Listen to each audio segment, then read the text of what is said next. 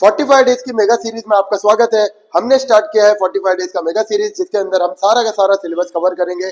आज हम स्टार्ट कर रहे हैं बायो के सेक्शन से। बायो के सेक्शन में इतने सारे चैप्टर्स हमारे पास है, 15 चैप्टर्स है। ये 15 चैप्टर्स में हमने इसको स्प्लिट किया यूनिट्स के अंदर। ये जो पहला यूनिट है इसका ऑप्शन के साथ आपको 16 मार्क्स दिख रहा है, एंड देन सेकेंड यूनिट है 18 मार्क्स है। सबसे बड़ा यूनिट ये वाला है, 35 मार्क्स का वेटेज है इसका विथ ऑप्शन, ठीक है। और ये तुम्हारा ये वाला यूनिट के अंदर आप देख सकते हैं 17 मार्क्स है, एंड लास्ट यूनिट है 12 मार्क्स। हम क्या करने वाले, सबसे पहले ये वाला यूनिट उठाएंगे जिसमें से हम 16 मार्क्स का पूरा चैप्टर कवर करेंगे, ठीक है। एंड देन हम सबसे लास्ट वाला यूनिट करेंगे। ये हिसाब से हम पैटर्न में चलेंगे जिससे हमारा सिलेबस पूरा कवर होगा। एक एक क्वेश्चन करेंगे, अच्छे से डायग्राम बनाना सिखाएंगे आपको।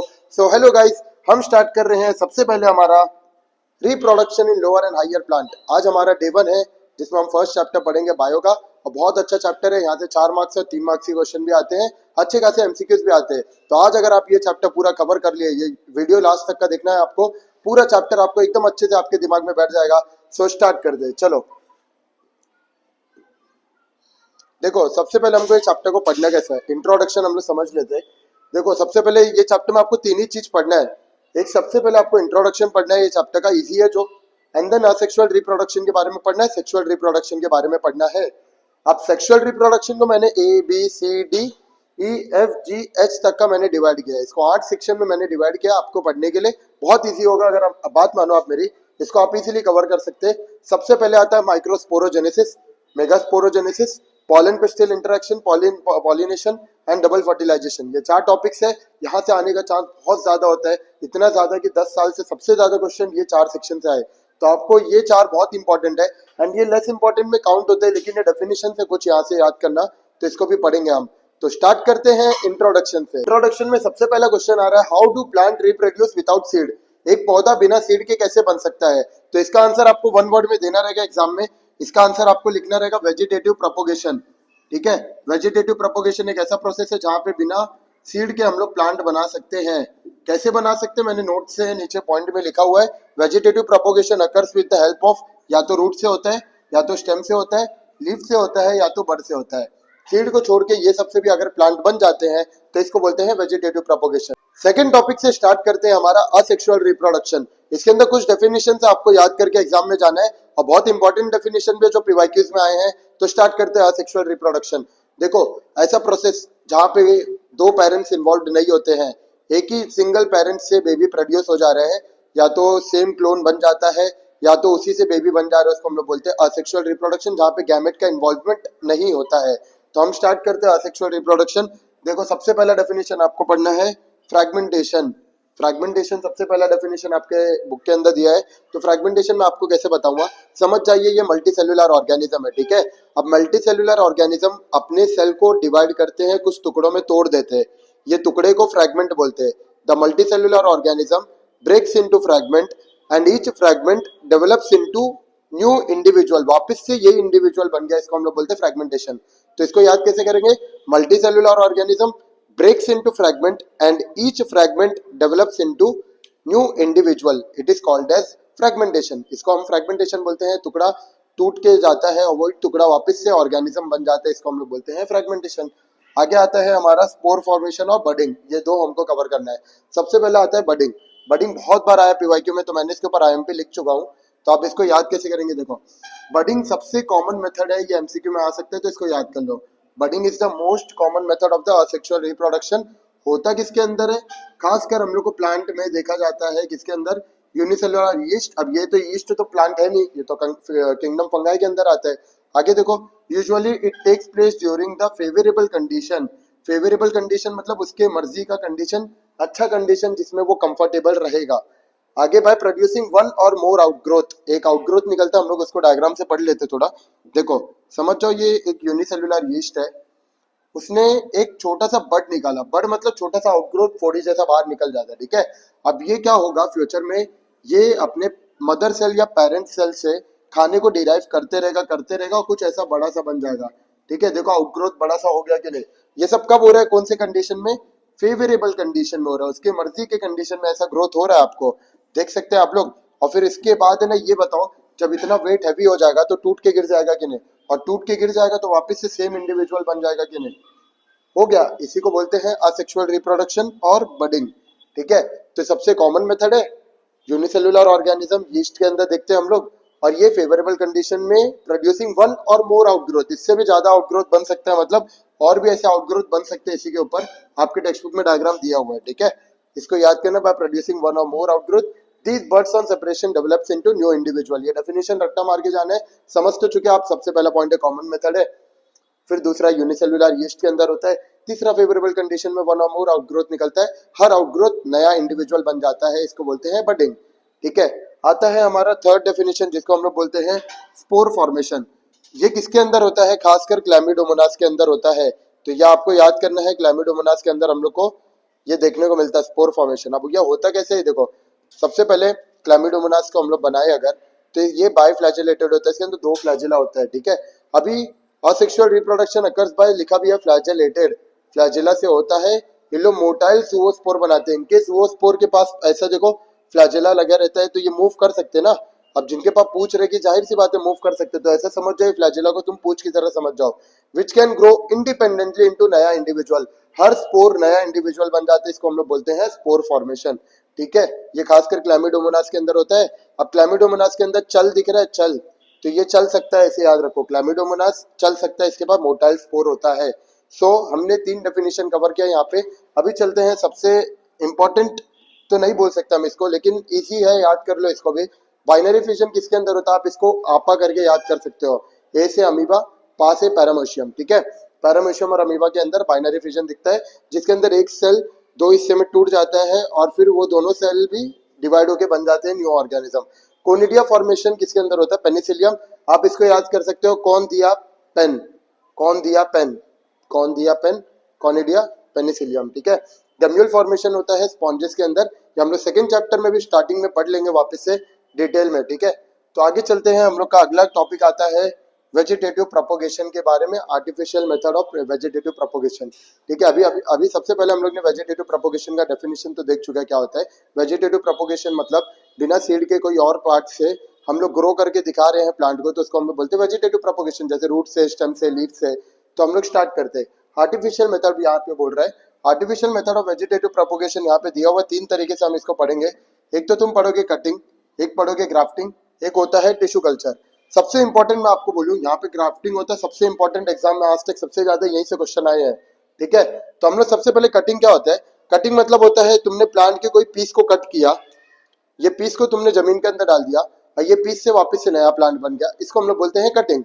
तो यहाँ पे लिख रहा है the small piece of any vegetative part of the one plant having one और more buds is used for the propagation. उसके पास जो भी बर्ड्स होंगे, 4D जैसा रहता है, बर्ड्स वहाँ पे आउटग्रोथ होता है, उससे जो भी प्लांट वापस से बन जाएगा उसको हम लोग बोलते हैं कटिंग।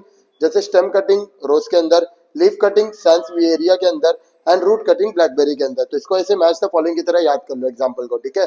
अब दूसरा आता है, सबसे इंपॉर्टेंट हमारा आता है ग्राफ्टिंग। ग्राफ्टिंग आज तक का सबसे ज्यादा क्वेश्चन यहाँ से आया है आसेक्सुअल से, इसको आप ऐसे याद कर लो, ग्राफ्टिंग स्टॉक पर शियोन। अब ये क्या होता है इसको समझते हैं, दो प्लांट है, एक प्लांट के ऊपर अच्छा खासा सेप ग्रो होता है और दूसरे प्लांट के ऊपर सेप ग्रो नहीं होता है। तो मैंने क्या किया, ये वाले प्लांट के रूट को लिया, निकाल दिया, इसके ऊपर वाले हिस्से को कट करके निकाला, रूट के ऊपर इसके वाले हिस्से को कट करके लाके चिपका दिया। अब ये दोनों एक जैसे प्लांट हो गए और ग्रोथ कर रहे हैं, इसको हम लोग बोलते हैं ग्राफ्टिंग, ठीक है। तो स्टॉक पर शियोन कैसे याद करेंगे, आप देखो ये रूटेड पार्ट है नीचे वाला, मैंने दूसरा प्लांट जिसके ऊपर फल पौधे नहीं उग सकते थे उसको लेके आया, मैंने इसके ऊपर चिपका दिया, दोनों को चिपका दिया मैंने, अब ये दोनों एक प्लांट हो जाएंगे कि नहीं, इसी को बोलते हैं ग्राफ्टिंग। इसके अंदर दो हिस्सा है, एक नीचे वाला हिस्सा है जिसको बोलते हैं स्टॉक, एक ऊपर वाला हिस्सा है जिसको बोलते हैं शियोन। अब स्टॉक मतलब रूटेड पार्ट है, शियोन मतलब ग्राफ्ट है, तो आप इसको याद कैसे करेंगे, ग्राफ्टिंग स्टॉक पर शियोन, स्टॉक के ऊपर शियोन दिख रहा है तो स्टॉक पर शियोन, ठीक है। सेम आप ग्राफ्टिंग के एग्जांपल भी एग्जाम में पूछता है तो एग्जांपल भी इसी से याद हो जाएगा। पर से देखो, पी से बोलेंगे पियर, ए से बोलेंगे एप्पल, आर से बोलेंगे रोज, इसके अंदर हम लोग को ग्राफ्टिंग देखने को मिलता है। तो ग्राफ्टिंग का डेफिनेशन अब समझ लेते हैं हम लोग।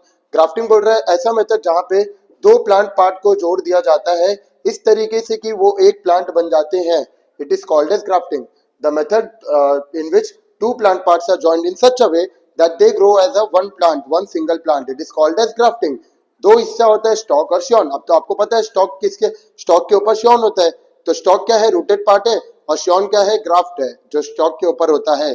सो आगे चलते हैं हम लोग, इसके एग्जाम्पल आप एक बार और देख लो और फिर आगे बढ़ते हैं, ठीक है। तो ये चैप्टर का आपने दो पॉइंट अभी तक कवर कर चुका है। सबसे पहले आपने कवर किया है इंट्रोडक्शन, जिसमें वेजिटेटिव प्रोपोगेशन आपने पढ़ा, एंड सेक्सुअल रिप्रोडक्शन जिसके अंदर आपने fragmentation, spore formation, budding, vegetative propagation, artificial method वाला पढ़ा।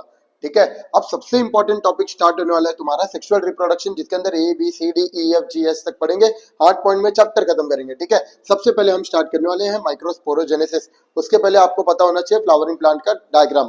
तो डायग्राम हम स्टार्ट करते हैं। सबसे पहले 10th स्टैंडर्ड में पढ़ा था कि फ्लावरिंग प्लांट कुछ ऐसा दिखता है। ठीक है, ये था गाइनेशियम और आपने ड्रॉ किया था वहां पे एंथर ड्रॉ किया था। एंथर कुछ ऐसा दिखता था जिसको स्टेमन बोलते हो तुम लोग, ये पूरे पार्ट को। ऊपर एंथर है, नीचे फिलामेंट है। ठीक है, फिर आपने पत्ती भी ड्रॉ किया था, इधर पे कुछ ऐसा दिखता है, ये लीफ है, कुछ लोग इसको क्या बोलते हैं, कैलिक्स।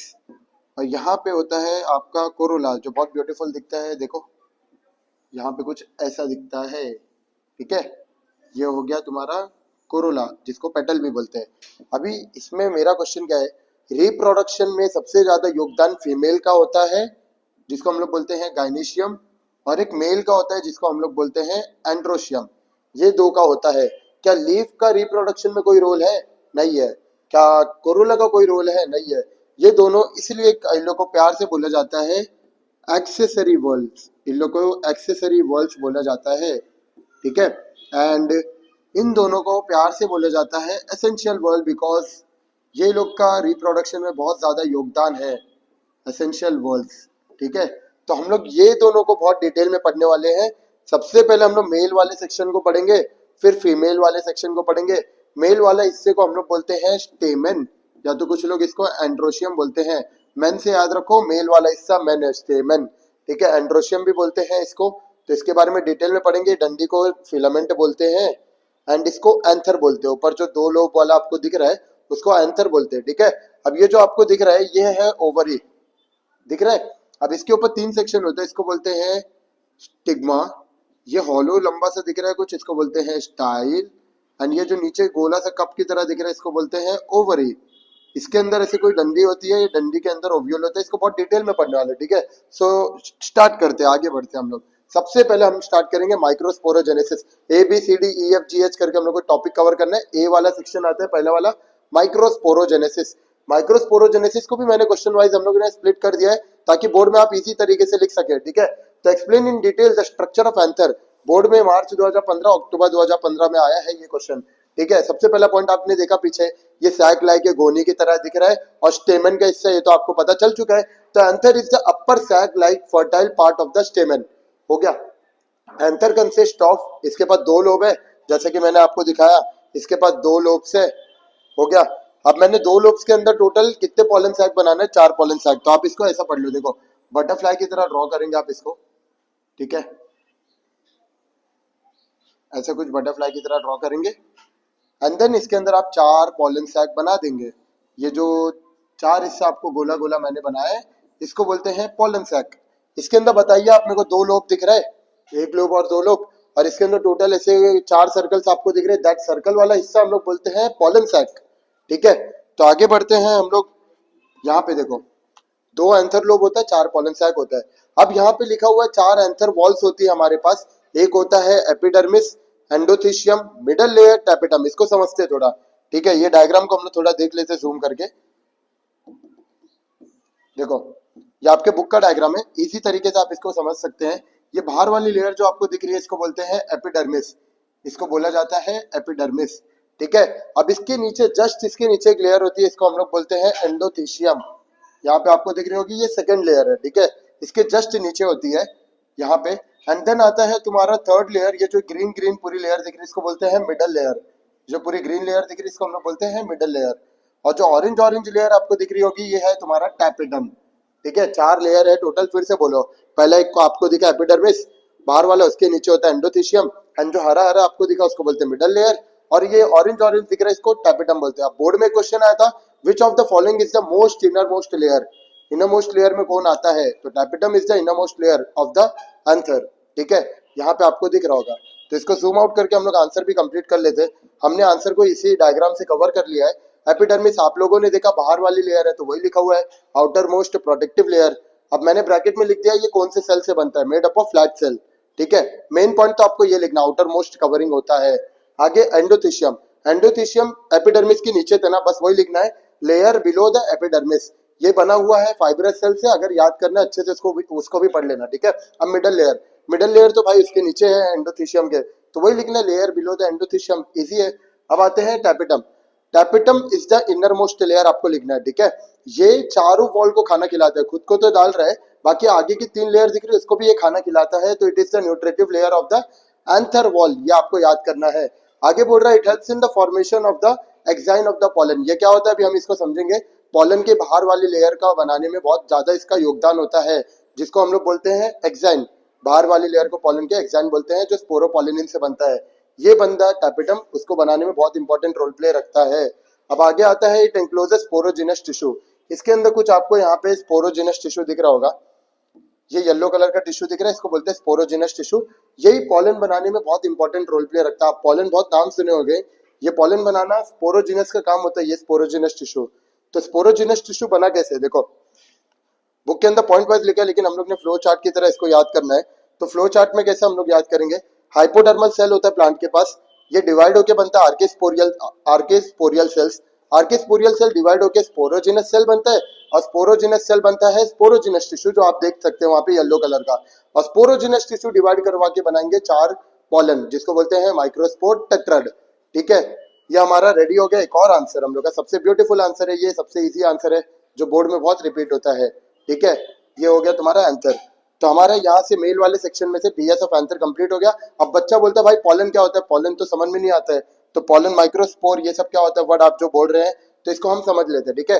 अब ये वाला क्वेश्चन भी इतना बार पीवाईक्यू में रिपीट हुआ है, तो हम स्टार्ट करें क्वेश्चन को। एग्जाम में आता है डिफाइन माइक्रोस्पोरोजेनेसिस। माइक्रोस्पोरोजेनेसिस क्या होता है, और बोल रहा है sketch and label the diagram of the pollen grain. Pollen grain कैसा दिखता है वो दिखाओ, जो मैंने आपको बोला ना अभी, स्पोरोजिनस टिश्यू माइक्रोस्पोर बनाता है, माइक्रोस्पोर टेट्राड, वही माइक्रोस्पोर टेट्राड पॉलन बनाता है, ये आप याद कर सकते हैं, ठीक है। मेल गैमेटोफाइट या माइक्रोस्पोर इन एंजियोस्पर्म बनाना है।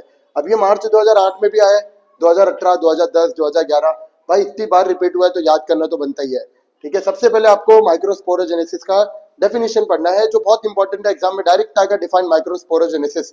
तो इसको याद कैसे करेंगे, देखो पहले तो हम लोग ये पढ़ लेते क्या लिखा है, इसका इजी तरीका बोलेंगे। The process in which each microspore mother cell divides meiotically to form haploid microspore tetrad, इसको हम लोग बोलते हैं माइक्रोस्पोरोजेनेसिस।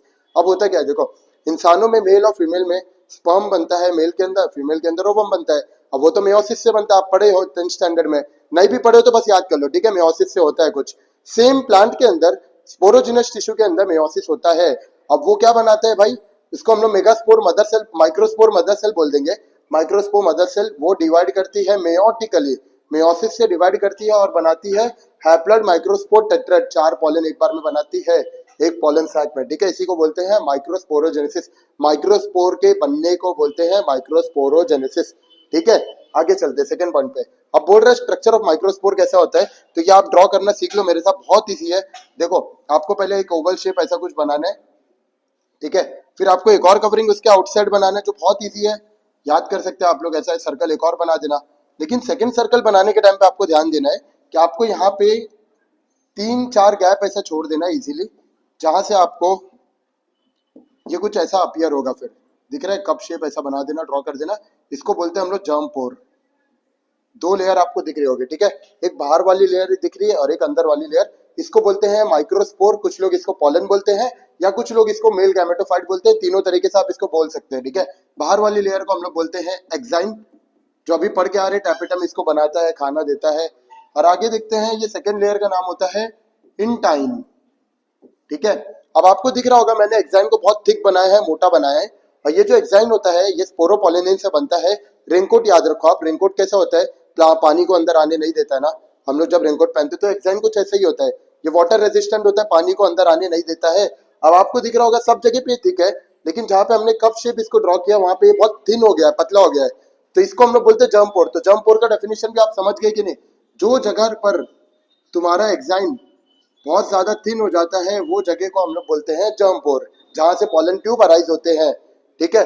अब इसके अंदर एक न्यूक्लियस होता है, इसका इर्रेगुलर शेप न्यूक्लियस होता है, vegetative cell nucleus, vegetative cell nucleus हम लोग बोलते हैं। और ना जब ये फ्यूचर में डिवाइड करेगा तो इसके पास एक और सेल आ जाता है, जिसको हम लोग बोलते हैं जनरेटिव सेल। जनरेटिव सेल का न्यूक्लियस लार्ज होता है, बड़ा सा, ठीक है। तो ये हमारा कवर हो गया माइक्रोस्पोर का डायग्राम, तो इसको समझ लेते हैं। स्ट्रक्चर ऑफ माइक्रोस्पोर आंसर में आप कैसे लिखेंगे, पॉलन ग्रेन नॉन मोटाइल होता है। क्या मैंने जो डायग्राम बनाया था इसके अंदर कोई पूछ वूछ बनाया था? नहीं बनाया था ना। तो क्या ये चल सकता है, तैर सकता है? नहीं चल सकता है, नहीं तैर सकता है। तो हम लोग क्या बोलेंगे इसको, नॉन मोटाइल है। नॉन बायोडिग्रेडेबल क्या होता है, अभी देखो मैंने आपको पढ़ाने के टाइम अभी जस्ट बताया कि इसका बाहर वाला लेयर एक्साइन से बना है। एक्साइन स्पोरोपोलिनिन केमिकल से बना है जो रेनकोट की तरह होता है। अब रेनकोट प्लास्टिक की तरह होता है, ऐसा समझ लो कि इसको अगर पानी में डाल जमीन के अंदर प्लास्टिक को डालते हैं तो क्या वो डिकम्पोज होता है? नहीं होता है। तो सिमिलरली एक्साइन स्पोरोपोलिनिन से बना है, इसको डिकम्पोज करना बहुत मुश्किल होता है, नॉन बायोडिग्रेडेबल है। ठीक है। एंड इस किससे बना है तो आपको पता चल चुका है, स्पोरोपोलिनिन से बना है। इट इज सराउंडेड बाय दो लेयर एक्साइन इंटाइन। अब भी जस्ट देखा है, एक्साइन बाहर वाली लेयर है, एग्जाम में लिखना रहेगा it is the outer most layer, and intine में लिखना रहेगा it is the inner most layer. अभी एक्साइन तो मैंने आपको बता दिया स्पोरोपोलिनिन से बना है, और ये इंटाइन बना हुआ है सेल्यूलोज और पेक्टिन से बना है। इसको साइमल्टेनियसली आप याद कर लो। ठीक है। आगे एक्साइन अब भी जस्ट मैंने बनाया रेजिस्टेंट टू केमिकल, कोई भी बाहर के केमिकल आ जाए, पानी आ जाए, इसको क्या करेगा, रेजिस्ट करेगा। एट सम प्लेसेस आपको मैंने बताया एक्साइन थिन हो जा रहा है, पतला हो जा रहा है, इसको हम लोग क्या बोलते थे, जर्म पोर, जहां से पॉलन ट्यूब एंटर करता है। तो ये डायग्राम हमने बनाया है, इसको भी याद कर लो देख के। सो हमारा एक और आंसर ब्यूटीफुल वाला कवर हो चुका है, जिसका नाम क्या था बेटा, पॉलन ग्रेन, मेल गैमेटोफाइट या तो माइक्रोस्पोर बोलते हैं। अभी हम बढ़ते हैं हमारे 6th क्वेश्चन पे, जिसमें हम पढ़ेंगे मेल गैमेटोफाइट बनता कैसे है या माइक्रोस्पोर पॉलन बनता कैसे है। ठीक है। आपने स्पोरोजिनस टिश्यू के बारे में पढ़ा, स्पोरोजिनस टिश्यू के अंदर for the first time meiosis होता है और ये पॉलन बनता है। तो हम लोग देख लेते हैं, बस डायग्राम से समझेंगे तो अच्छा रहेगा। ठीक है। सबसे पहले आप लोग को पढ़ना है, समझ जाइए ये पॉलन है। ठीक है। जो पॉलन माइक्रोस्पोर बना था, माइक्रोस्पोर बोलो या पॉलन एक ही बात है, स्पोरोजिनस टिश्यू से तुम्हारा पॉलन बना। ठीक है। अब ये पॉलन जो बना था इसके पास स्टार्टिंग में तो इर्रेगुलर एक ही न्यूक्लियस था, सही बात है, और ये मेयोसिस से बना था, स्पोरोजिनस टिश्यू के ऊपर जो मेयोसिस हुआ था। अभी आगे हम जो ये पॉलन देख रहे हैं, ये पॉलन के अंदर देखो दो लेयर है, ये तो बाय डिफॉल्ट आपको पता रहना चाहिए। ठीक है। ऐसा दो लेयर है, अब मैं सिंगल सिंगल लेयर बनाऊंगा, आप समझ जाना कि दो लेयर इसके पास होती है। तो मैंने अभी ड्रॉ किया ये पॉलन, तो इसके अंदर आपको एक इर्रेगुलर न्यूक्लियस दिख रहा है। अब ये इर्रेगुलर न्यूक्लियस के पास फॉर द फर्स्ट टाइम आपको दिख रहा है, ये पॉलन के ऊपर मैंने फर्स्ट माइटोसिस किया। माइटोसिस मतलब होता है एक का दो कर देना। तो एक का दो जब कर देंगे इसके अंदर, तो ये जो बड़ा सा हरा सेल दिख रहा है वेजिटेटिव सेल, इसके अंदर एक न्यू सेल बन जाता है जिसका नाम होता है जनरेटिव सेल। माइटोसिस की वजह से ये एक नया सेल बन चुका है, एक का दो हो चुके हैं लोग। ठीक है। अभी ये क्या करता है, ये जो येलो वाला सेल आप लोग को दिख रहा है, ये कोशिश करेगा कि मैं इनसे, इनकी वॉल से सेपरेट होकर इनके साइटोप्लाज्म में तैरना शुरू कर दूं। तो ये कुछ ऐसा दिखता है, देखिए ये न्यूक्लियस है तुम्हारा। अब ये तुम्हारा जो अंदर नया सेल बना था, ये इसके अंदर फ्लोट होना शुरू हो जाता है, इनको हम प्यार से बोलते हैं जनरेटिव सेल।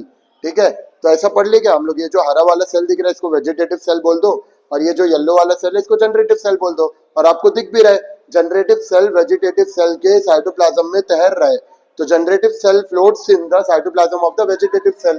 तो आगे हम लोग देखेंगे कि इसके अंदर ये जो हम लोग वेजिटेटिव सेल ड्रॉ कर रहे हैं, इसके अंदर भी हम लोग सेकंड माइटोसिस करेंगे। ठीक है। अब माइटोसिस मतलब एक का दो तो सब लोग को पता चल चुका है। तो अब ये माइटोसिस की वजह से ये जो तुम्हारा जनरेटिव सेल है ये भी डिवाइड होना स्टार्ट हो जाते हैं और कुछ ऐसा दिखना स्टार्ट होता है, देखो। ठीक है।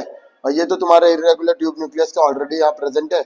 अब देखो ये दो गैमेट है, ये लोग सेपरेट होकर अलग हो जाएंगे तो कुछ ऐसा दिखेंगे। देखिए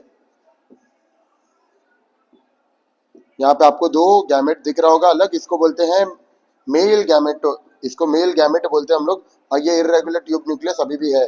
तो आप लोग को इसके अंदर दो लेयर फिर बना देना, सब लोग जब ऐसा ऐसा सर्कल ड्रॉ कर देंगे तो दो लेयर आपको पता है तुम्हारे पॉलन के पास दो लेयर होती है, एक का नाम एक्साइन होता है और एक का नाम इंटाइन होता है। ये तो पता चल चुका है, ड्रॉ करना तो आसान है। माइक्रोस्पोर आएगा तो आप बना के आएंगे इसको पूरा। ठीक है। और ये जर्म पोर है, आपको दिख रहा है। अभी सब लोग ने पढ़ा टैपेटम इन लोग को खाना देता है, मालूम है ना, इसको इतना खाना मिल जाता है कि ना एक वक्त आता है कि ये यहाँ से खाना खाते खाते ये जर्म पोर के जरिए ये फट के बाहर आ जाते हैं।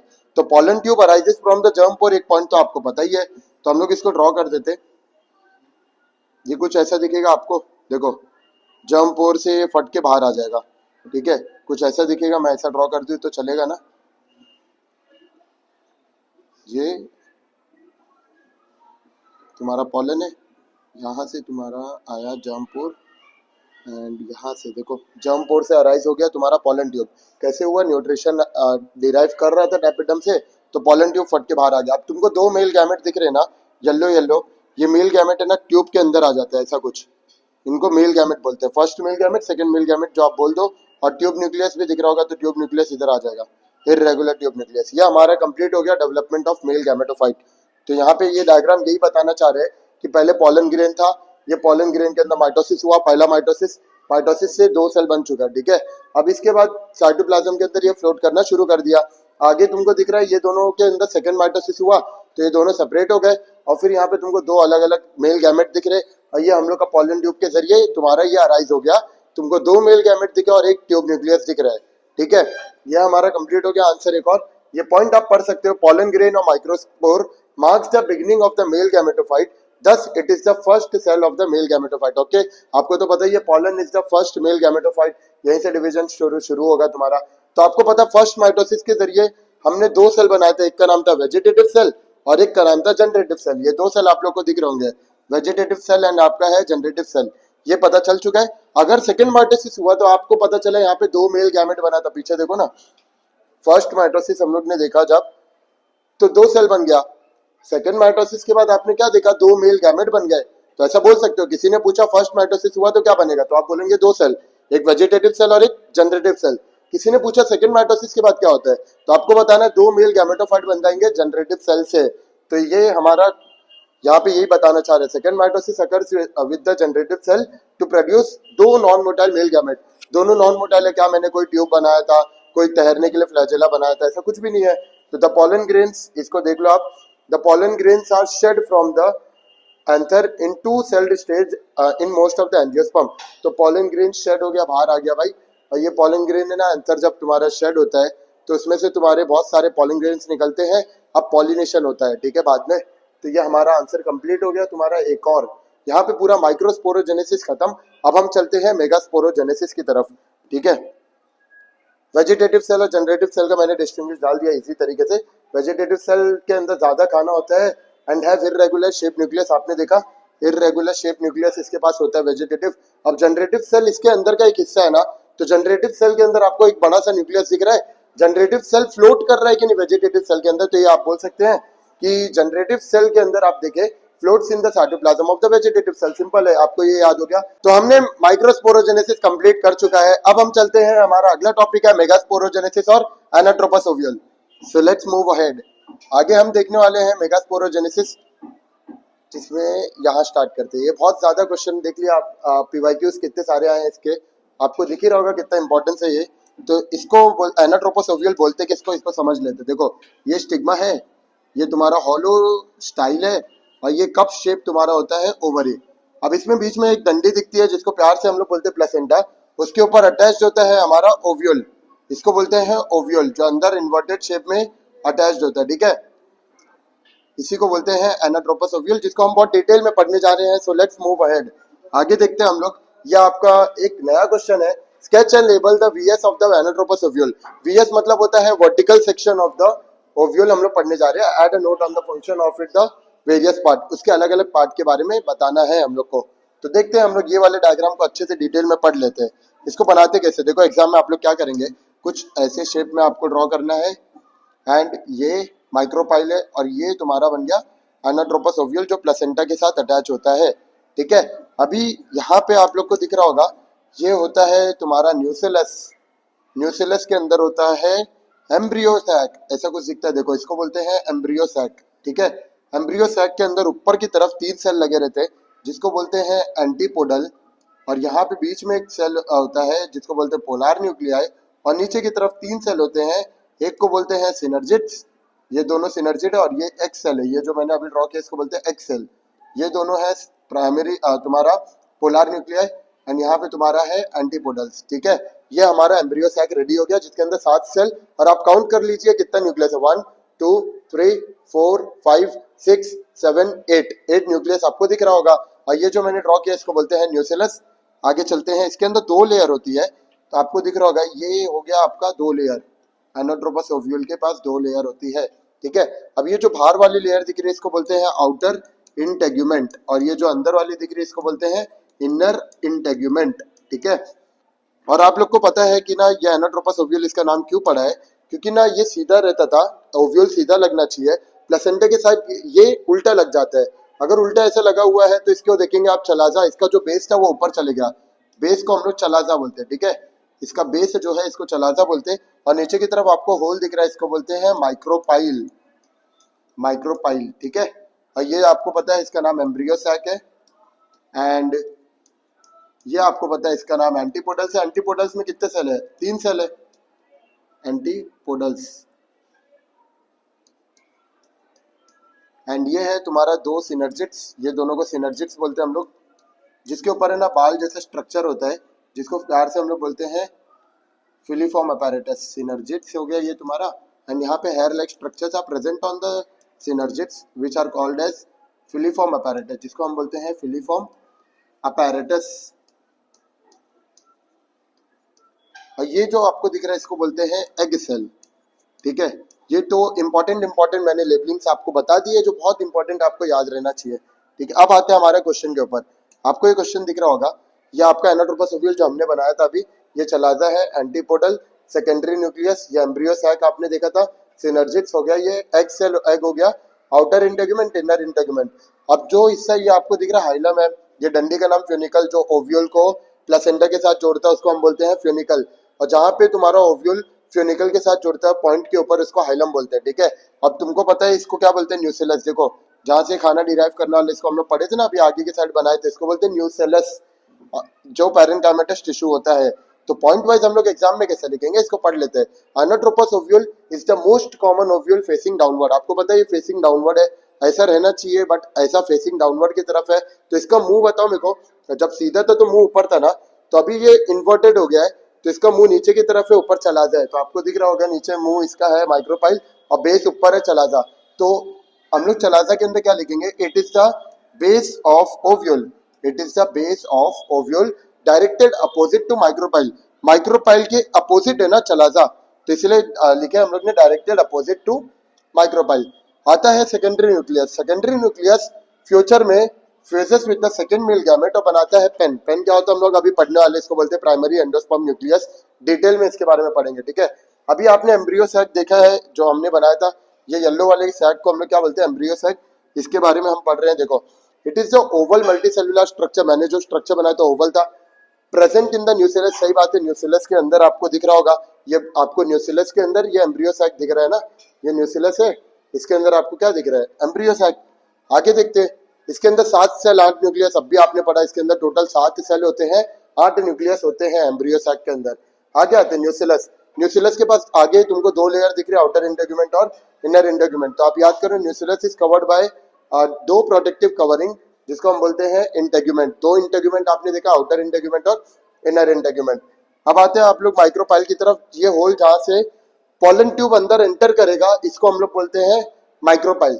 तो micropyle opening at the apex of the ovule, मैंने अभी बताया था हम लोग का जो ओव्यूल है वो इन्वर्टेड है, तो फेसिंग डाउनवर्ड है, मतलब इसका मुंह तो यहाँ से ना, अगर ये पॉलन ट्यूब है और ये माइक्रोपाइल है, तो यहाँ से ये एंट्री होती है पॉलन ट्यूब के माइक्रोपाइल से। तो आप याद रखेंगे micropyle opening at the apex of the ovule, ये भी डायरेक्टेड डाउनवर्ड है, आप याद कर लो।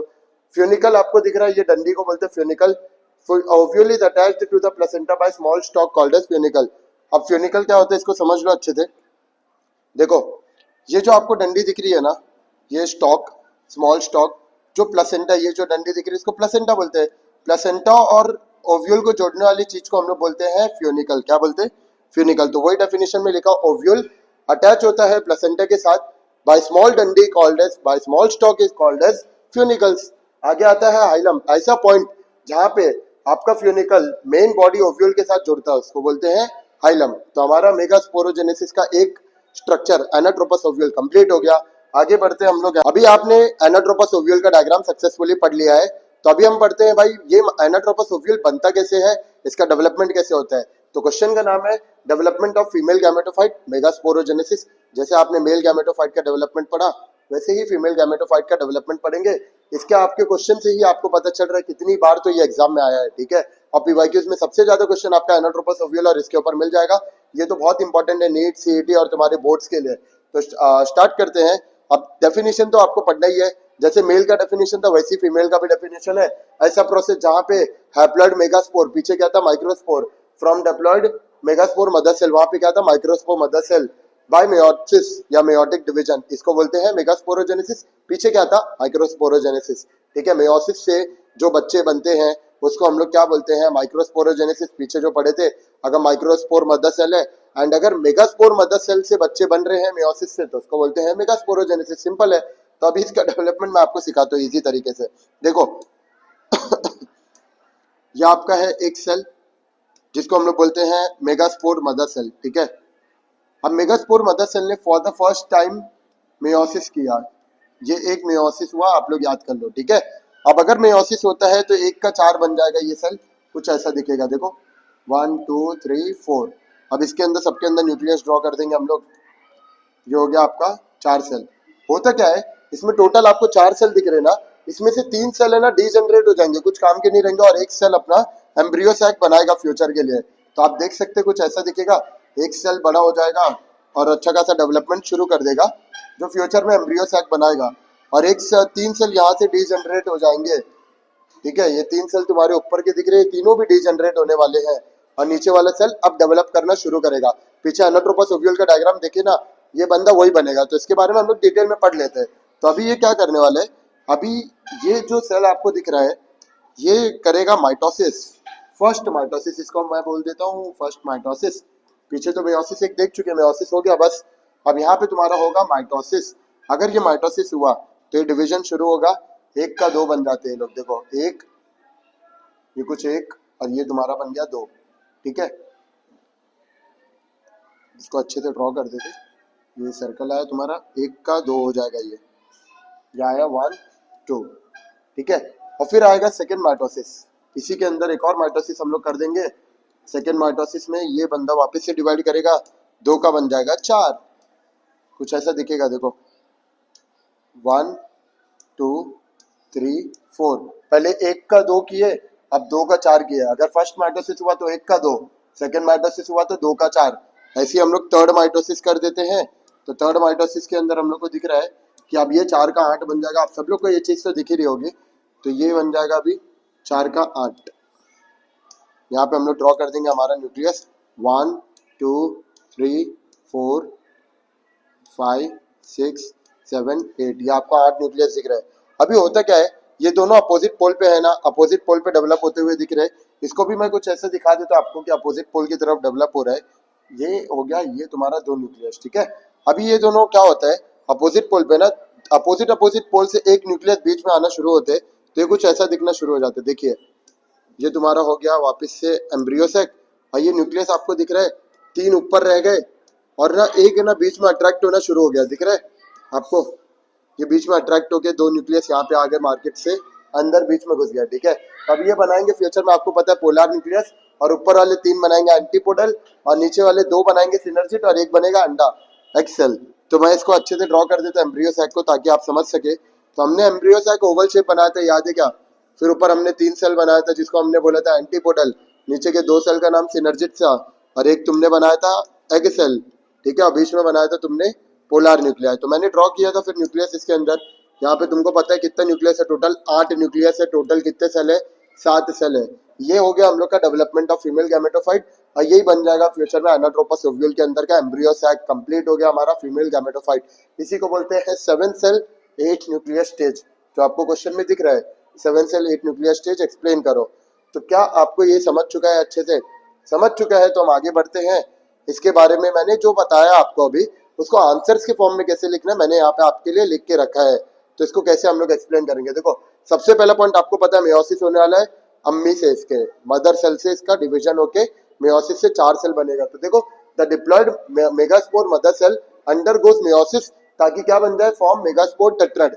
जैसे माइक्रोस्पोर टेट्राड बना था 4 पॉलन, वैसे ही मेगास्पोर टेट्राड बना था।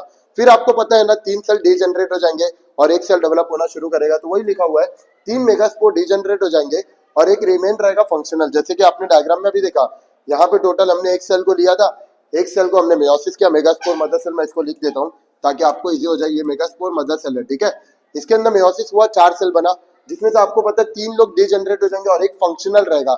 ये वाला फंक्शनल है, वही पॉइंट में लिखा हुआ है।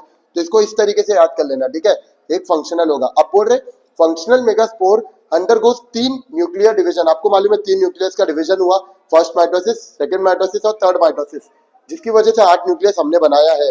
अब आपको पता है एक एक न्यूक्लियस अपोजिट अपोजिट पोल से बीच में आना शुरू हो गए थे। जिन लोग ने क्या बनाया था भाई, पोलार न्यूक्लियाई बनाया था विद द 2 न्यूक्लियस। आप देख सकते हैं यहाँ पे हमने देखा था एक एक न्यूक्लियस अपोजिट पोल से बीच में आना शुरू हो गए, और ये लोग ने क्या बनाया था फ्यूचर में, पोलार न्यूक्लियस। क्या बनाया था बेटा, पोलार न्यूक्लियस। तो हम वही देख रहे हैं। अगला पॉइंट आता है, आपको पता है 3 न्यूक्लियस माइक्रोपाइल की तरफ जो होते हैं वो एग अपैरेटस बनाते हैं। ये देख लीजिए, ये जो तुम्हारे 3 न्यूक्लियस दिख रहे हैं यही लोग तो एग अपैरेटस बनाते हैं, इसको बोलते हैं एग अपैरेटस। एग अपैरेटस में 2 चीज आती है, एक तो तुम्हारा एग सेल आता है, ये जो ब्लू ब्लू दिख रहा है इसको एग सेल बोलते हैं, और जो येलो येलो दिख रहा है इसको सिनर्जिड बोलते हैं। तो ये दोनों को मिला के हम लोग एग अपैरेटस बोलते हैं। आपको पता है 3 न्यूक्लियस, ये माइक्रोपाइल तो ऐसे ही रहेगा ना। देखो अगर मैंने एनाट्रोपस ओव्यूल बनाया इसको, तो एनाट्रोपस ओव्यूल के टाइम पे माइक्रोपाइल तो इधर ही आएगा ना। तो आप बताओ मेरे को एग अपैरेटस की तरफ, एग अपैरेटस माइक्रोपाइल की तरफ है कि नहीं, है ना। तो हम लोग ये पॉइंट में वही लिखे, तो ये समझ लीजिए। अब 3 nucleus near micropyle forms egg apparatus, आपको समझ गया। अब आपको पता है 3 न्यूक्लियस जो चलाजा की तरफ है फॉर्म्स एंटीपोडल। अब 3 न्यूक्लियस जो चलाजा की तरफ आपको दिख रहे हैं, देखो ये तो चलाजा है ना, आपको पता है base of the anatropous ovule. तो चलाजा की तरफ जो 3 न्यूक्लियस आपको दिख रहे हैं उसको बोलते हैं हम लोग एंटीपोडल्स। ठीक है, तो हम लोग देख लेते हैं इसको भी बहुत डिटेल में। आगे आता है हम लोग का लास्ट 2 पॉइंट बचा हुआ है। देयरफॉर आपने 7 से 8 न्यूक्लियस स्ट्रक्चर पढ़ चुके हैं एम्ब्रियो सैक के अंदर। और since embryo develops from the single megaspore, it is also called as monosporic development. एक ही फंक्शनल डेवलपमेंट हुआ ना, फंक्शनल मेगास्पोर से डेवलप हुआ ना, इसलिए हम लोग इसको बोलते हैं मोनोस्पोरिक डेवलपमेंट। तो मोनोस्पोरिक डेवलपमेंट अगर पूछ लिया तो भी आप बता सकते हो। तो यहाँ पे हमारा सबसे इंपॉर्टेंट आंसर कंप्लीट हो गया है। ये आपको समझ चुका है बहुत इजी तरीके से, किसी को डाउट तो नहीं होगा यहाँ तक का। आगे बढ़ते हैं हम लोग नेक्स्ट टॉपिक पे। नेक्स्ट टॉपिक पे बढ़ने से पहले हम लोग ये देख लेते हैं, ये तुम्हारा वापस से मैंने एम्ब्रियो सैक ड्रॉ किया है, ठीक है, ताकि हमारा और डाउट्स क्लियर हो जाए। ये तुम्हारे को 3 एंटीपोडल चलाजा की तरफ है, और एग अपैरेटस नीचे माइक्रोपाइल की तरफ है, बीच में पोलर न्यूक्लियस है। अब एग्जाम में ना कभी कभार क्या पूछता है, इसमें से कितने लोग हैप्लॉइड है। हैप्लॉइड आपको पता है एंटीपोडल है ना, हैप्लॉइड से 3 सेल है ना टोटल, तो 3 हैप्लॉइड सेल हो गए ऊपर, ठीक है। बीच वाले जो दिख रहे हैं n+n 2n हो जा रहे हैं, तो ये तो डिप्लॉइड हो गया, क्योंकि एक ही सेल के अंदर 2 न्यूक्लियस है तो n+n 2n हो गया, ये तो डिप्लॉइड हो गया। बाकी तुम्हारे को एक सेल के अंदर एक न्यूक्लियस n हैप्लॉइड डाले, एंड तुम्हारा 2 सिनर्जिड है, दोनों के पास देखो अलग अलग सेल है ना दोनों का nn, तो ये हो गए तुम्हारे टोटल 6 हैप्लॉइड सेल। देख लो आप, 6 haploid cells are present in the mature embryo sac, ये आपको याद करना है। दैट इज 3 एंटीपोडल सेल के हो गए, और तुम्हारे 2 सिनर्जिड के हो गए, और एक तुम्हारा एक्स सेल का हो गया, टोटल 6 हो गए। तो एग्जाम में अभी मैंने आपको बताया था सिनर्जिड के ऊपर कुछ बाल जैसे स्ट्रक्चर होते हैं, वो बाल जैसे स्ट्रक्चर को हम लोग क्या बोलेंगे, the hair like structure present on the filiform apparatus which helps to prick the pollen tube. Pollen tube को तोड़ने में काम करता है, ब्रेक करता है, ताकि उसके 2 मेल गैमेट बाहर आ जाए। अभी पढ़ेंगे हम उसको डिटेल में। तो ये क्वेश्चन एक बार आ चुका है बोर्ड में। तो what is the function of the filiform apparatus, filiform apparatus का क्या काम होता है। The filiform apparatus guides the entry of pollen tube towards the egg. ये बंदा जो फिलीफॉर्म अपैरेटस होता है ये प्रिक करता है पॉलन ट्यूब को, गाइड करता है मेल गैमेट को किधर जाने का है। तो इसको डिटेल में हम लोग पढ़ने वाले थे, यहाँ तक का हमारा टॉपिक कवर हो गया। सो अगर आपको ना माइक्रोस्पोरोजेनेसिस और मेगास्पोरोजेनेसिस याद करना है तो ये डिस्टिंग्विश से आप याद कर सकते हैं इजी तरीके से, पूरा टॉपिक कवर हो जाएगा हम लोग का। ये दोनों भी इंपॉर्टेंट है, दोनों को सेम इक्वल वेटेज में भाव देना आपको। तो जहाँ पे माइक्रोस्पोर बनता है, माइक्रोस्पोर मदर सेल से मेयोसिस के जरिए, वो प्रोसेस को बोलते हैं माइक्रोस्पोरोजेनेसिस। ऐसा प्रोसेस जहाँ पे फॉर्मेशन ऑफ मेगास्पोर हुआ था मेगास्पोर मदर सेल से। आप दोनों के लिए भी एमएमसी याद रखो, बस एक के लिए माइक्रोस्पोर मदर सेल और एक के लिए मेगास्पोर मदर सेल, दोनों में कौन सा प्रोसेस होगा, मेयोसिस। तो आपको स्प्लिट क्या करना है, देखो एक में सिर्फ माइक्रोस्पोर लिखना है और एक में मेगास्पोर लिखना है। अगर एक डेफिनेशन याद किया दूसरा तो साइमल्टेनियसली आपको याद हो जाएगा। अब दूसरा पॉइंट क्या बोल रहा है, अगर ये प्रोसेस हुआ एमएमसी के जरिए, ये प्रोसेस हो गया तो it leads to the development of male gametophyte. Obviously microspore में क्या होता है, माइक्रोस्पोर मेल गैमेटोफाइट है तो मेल गैमेटोफाइट बनेगा, इधर पे क्या बनेगा, फीमेल गैमेटोफाइट बनेगा। इसको अंडरलाइन कर देते हम लोग, मेन पॉइंट को हाईलाइट करके याद करोगे इसीलिए याद हो जाएगा। It occurs in the pollen sac in the answer, answer के अंदर आपने 4 पॉलन सैक पढ़ा ना, उसी के अंदर तो ये डेवलप हो रहा था माइक्रोस्पोरोजेनेसिस।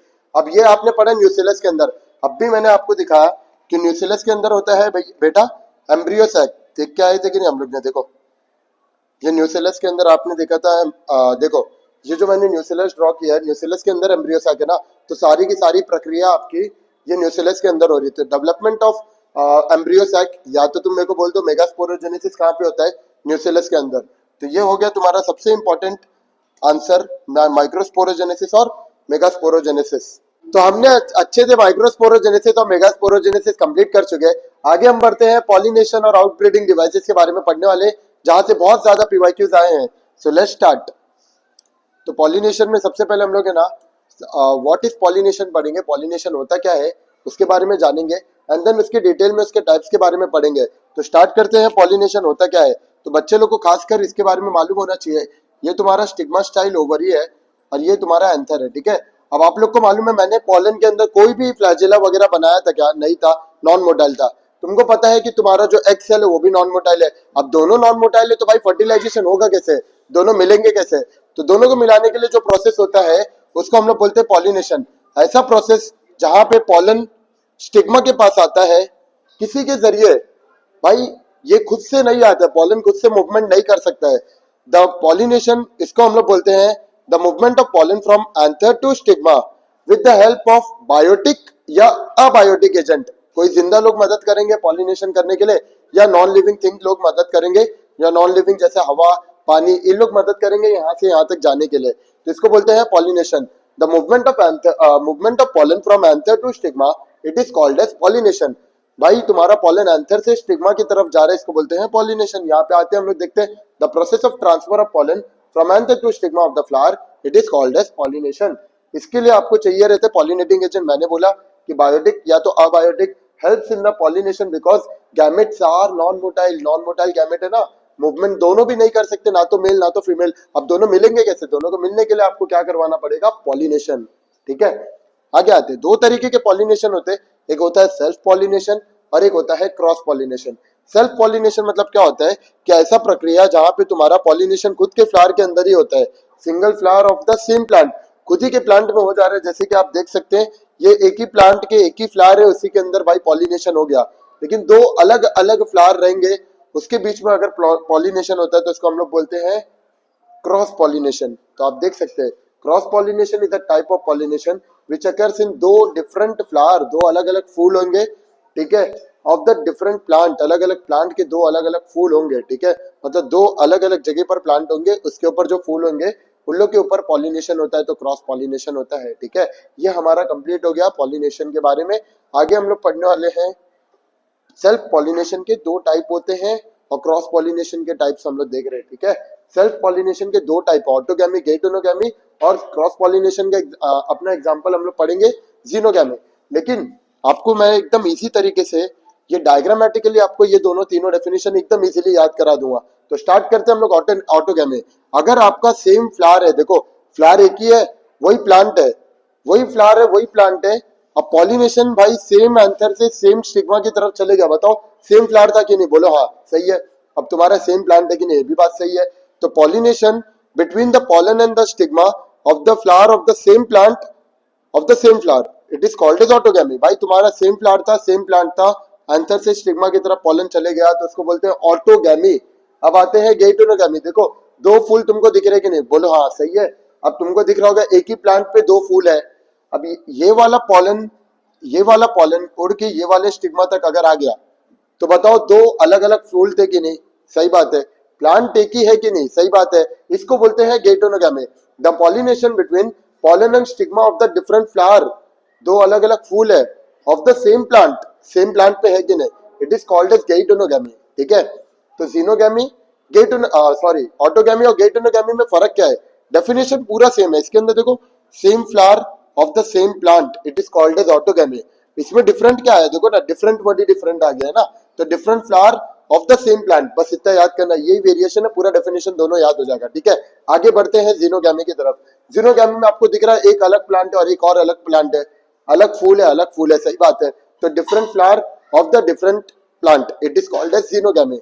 अब मेरे को बताओ सेम प्लांट पे अगर प्लांट बनेंगे, बच्चे बनेंगे, इसके जो भी बनेंगे, फ्यूचर जनरेशन आएगी, उसके अंदर वेरिएशन तो नहीं आएगा ना? सेम ही प्लांट का हो रहा है पॉलिनेशन, तो भाई यहाँ पे भी प्लांट सेम है कि नहीं? भले से फूल डिफरेंट है पर प्लांट तो सेम है, तो इधर पे भी वेरिएशन नहीं आएगा, बदलाव नहीं आएंगे। जो भी बच्चे फ्यूचर में बनेंगे, जो भी प्लांट बनेंगे, इधर पे बताओ वेरिएशन आ सकता है कि नहीं? क्योंकि प्लांट डिफरेंट है यहाँ पे, तो हम देख सकते हैं इसके अंदर वेरिएशन आता है, बदलाव आता है। अब इसका एग्जाम्पल आप याद कर सकते हैं वटाना, पी प्लांट, इसका आप याद कर सकते हैं कुकुरबिता, एंड इसका याद कर सकते हैं पपाया। ये हो गया हम लोग का सबसे बेस्ट टॉपिक, पॉलिनेशन और उसके टाइप्स। इजी तरीके से आप इसको याद कर सकते हैं। अब भाई आपको डाउट आ रहा रहेगा भाई ये पॉलिनेटिंग एजेंट क्या होता है, तो हम पॉलिनेटिंग एजेंट का भी एक आंसर बना के लाए हैं, इसको बहुत डिटेल में याद करेंगे। व्हाट आर पॉलिनेटिंग एजेंट और what are the types of pollinating agent. इसके पीवाईक्यूज देख के आपको समझ में आ रहा होगा इतना इंपॉर्टेंट है ये टॉपिक, तो इसको याद करने का तरीका बहुत ईजी है। पॉलिनेटिंग एजेंट मैंने आपको बताया दो टाइप के होते हैं, एक होता है अबायोटिक और एक होता है बायोटिक। अबायोटिक में आता है तुम्हारा जो पानी के हवा के जरिए अगर पॉलिनेशन होता है, पॉलिनेशन मतलब तो समझ चुका है, movement of anther from movement of pollen from anther to stigma, it is called as pollination. अब अगर हवा के जरिए होगा तो इसको बोलते हैं एनिमोफिली, पानी के जरिए होगा तो हम लोग बोलेंगे हाइड्रोफिली।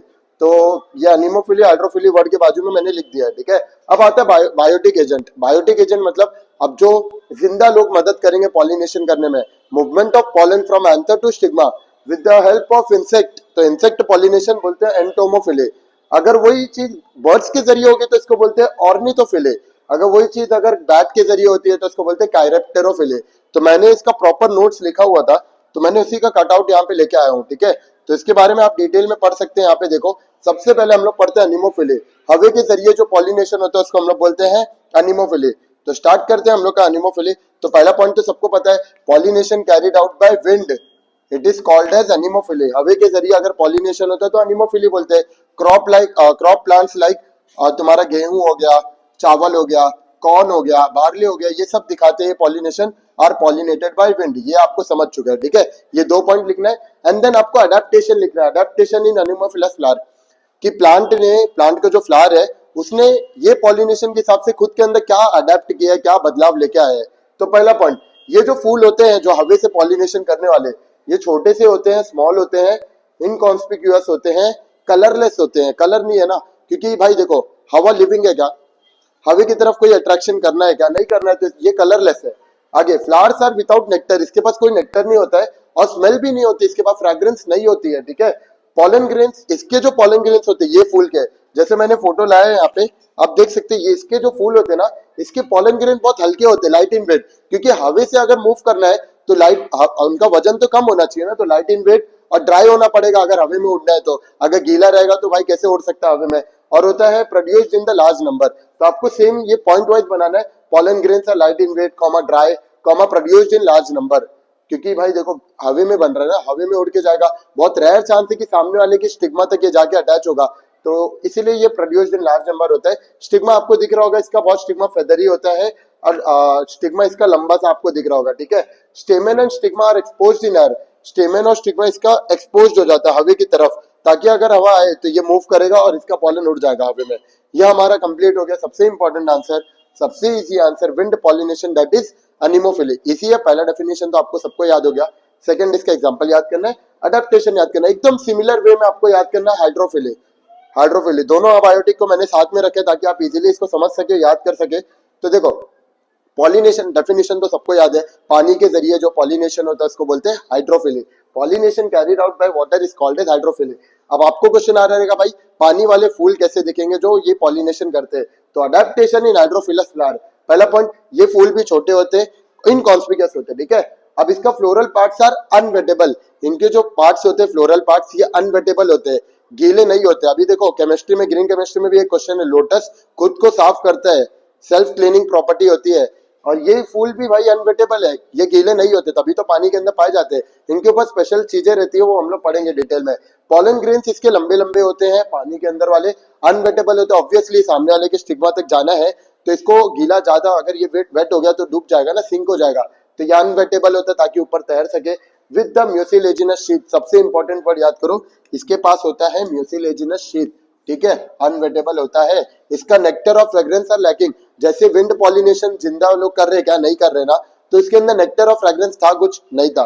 किसी को अट्रैक्ट करने के लिए नेक्टर और फ्रेग्रेंस रहेगा ना, फ्रेग्रेंस किसके लिए लगाते हैं, अट्रैक्ट करने के लिए, तो यहाँ पे भाई किसी को अट्रैक्ट करना ही नहीं है, विंड है ना, विंड था और ये वाटर है, तो आगे देखो nectar and fragrance are lacking in the flower. सही बात है, दोनों के बहुत बहुत सारे पॉइंट मिलते जुलते हैं। इसका पॉलन ड्राई था, इसका पॉलन अनवेटेबल है, भीगेगा नहीं। क्यों नहीं भीगेगा, क्योंकि सिंक हो जाएगा। म्यूसिलेजिनस शीट होती है इसके पॉलन के पास, यहाँ पे बहुत सारे पॉलन बने थे। सेम पॉइंट क्या बताओ तो यहाँ पे तुम्हारे नेक्टर ऑफ फ्रेग्रेंस लैकिंग था, सेम पॉइंट यहाँ पे भी है।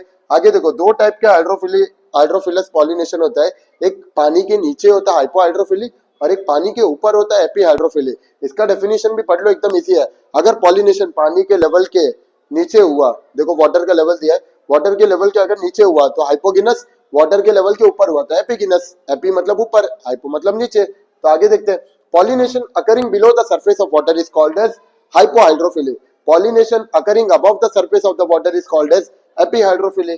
पॉलन ग्रेन इसके हैवी होते हैं, तभी तो भाई सिंक हो जा रहे हैं। सोचो ना, पानी के नीचे सिंक होना है तो भाई हैवी होना पड़ेगा, हैवी होते। और देखो लिखा भी है, sink down and caught by the stigma of the flower, डूब जाता है और स्टिग्मा इसको कैच कर लेता है, ठीक है। मेल फ्लावर दिख रहा है, यहाँ फीमेल फ्लावर है, ये एपीहाइड्रोफिली की तरफ हम लोग को लेके जा रहे हैं। तो हम लोग देखते हैं अभी, ये एपीहाइड्रोफिली है, देखो पॉलन बना ऊपर की तरफ जा रहा है, पानी के सरफेस के ऊपर। देखो यहाँ पे फीमेल फ्लावर लिखा है, मेल नीचे है, मेल ने पॉलन बनाया ऊपर तक गया, स्टिग्मा से मिल गया, तो इसको हम लोग बोलते हैं एपीहाइड्रोफिली।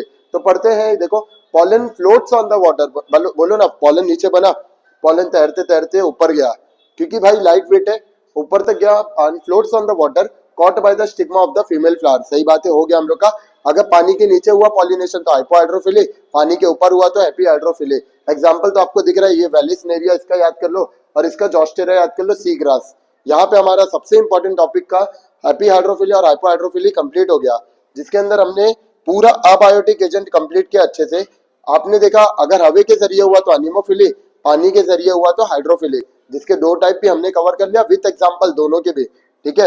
अब चलते हैं हम लोग सबसे इंपॉर्टेंट आंसर, एंटोमोफिली। अगर पॉलिनेशन इंसेक्ट के जरिए होता है तो हम इसको बोलते हैं एंटोमोफिली। तो पहला पॉइंट वही लिखा है, pollination carried out by insect, it is called as entomophily, ठीक है।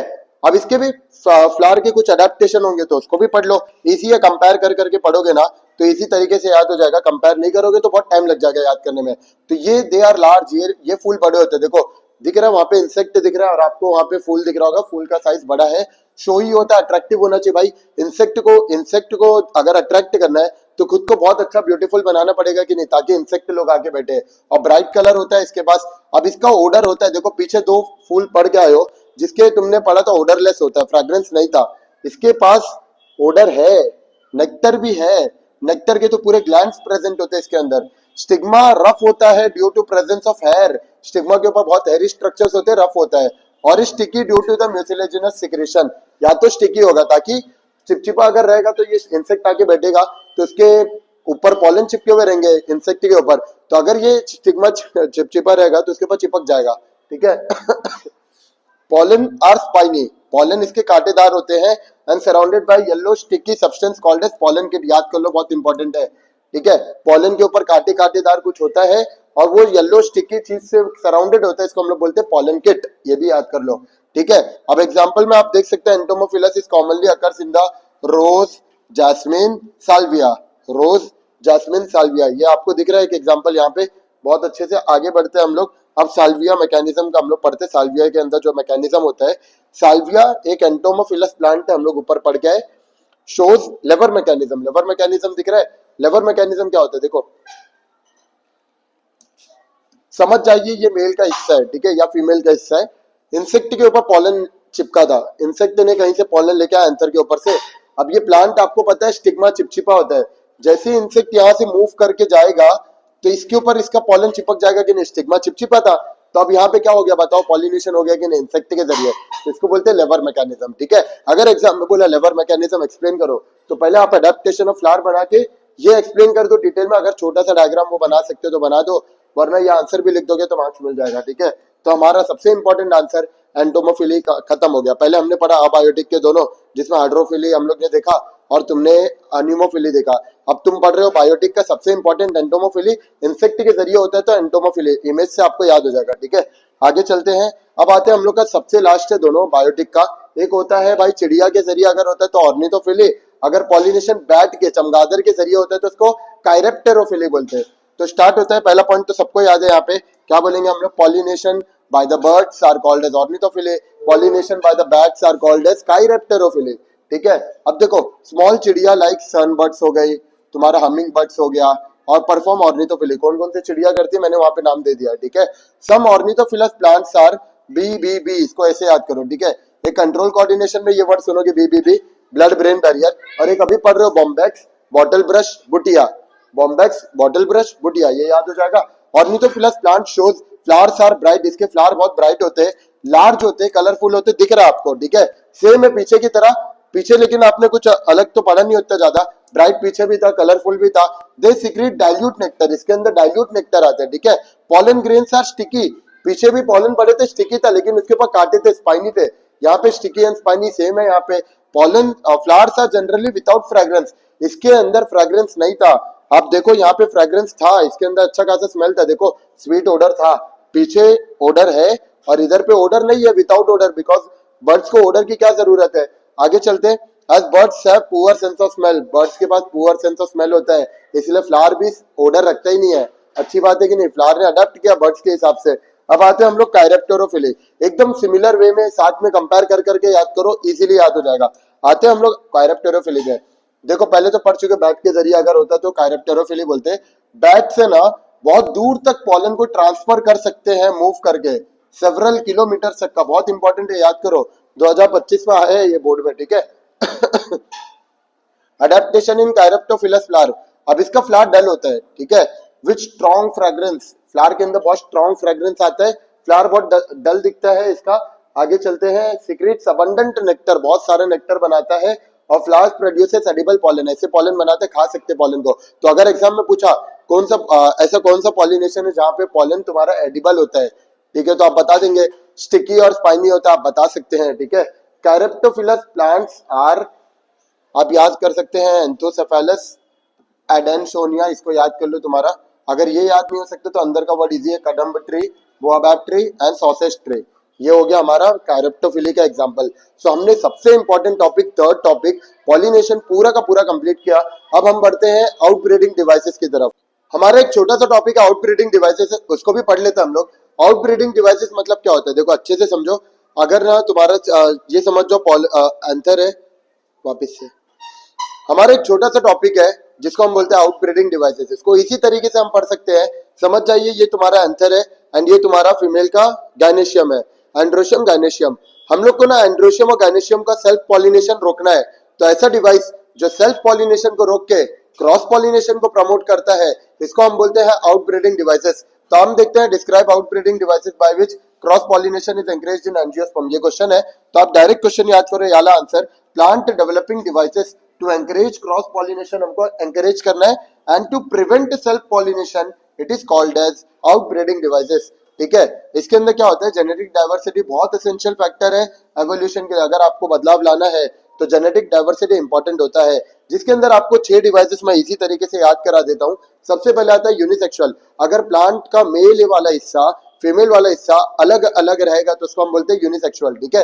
कुछ लोग इसको डायशियस बोलते हैं। अब बहुत सारे बच्चों को इसमें डाउट आता है कि डायशियस यूनिसेक्सुअल होता है, मोनोशियस बाइसेक्सुअल होता है, ये याद कैसे करेंगे। तो इसके लिए मैंने आपके लिए एक निमोनिक्स लेके आया हूँ, इसको आप याद कर सकते हो डम्ब बोल के, ठीक है, डम्ब बोल के आप इसको याद कर सकते हो। डी से आप बोलेंगे डायशियस और एम यू से बोलेंगे यूनिसेक्सुअल, ठीक है।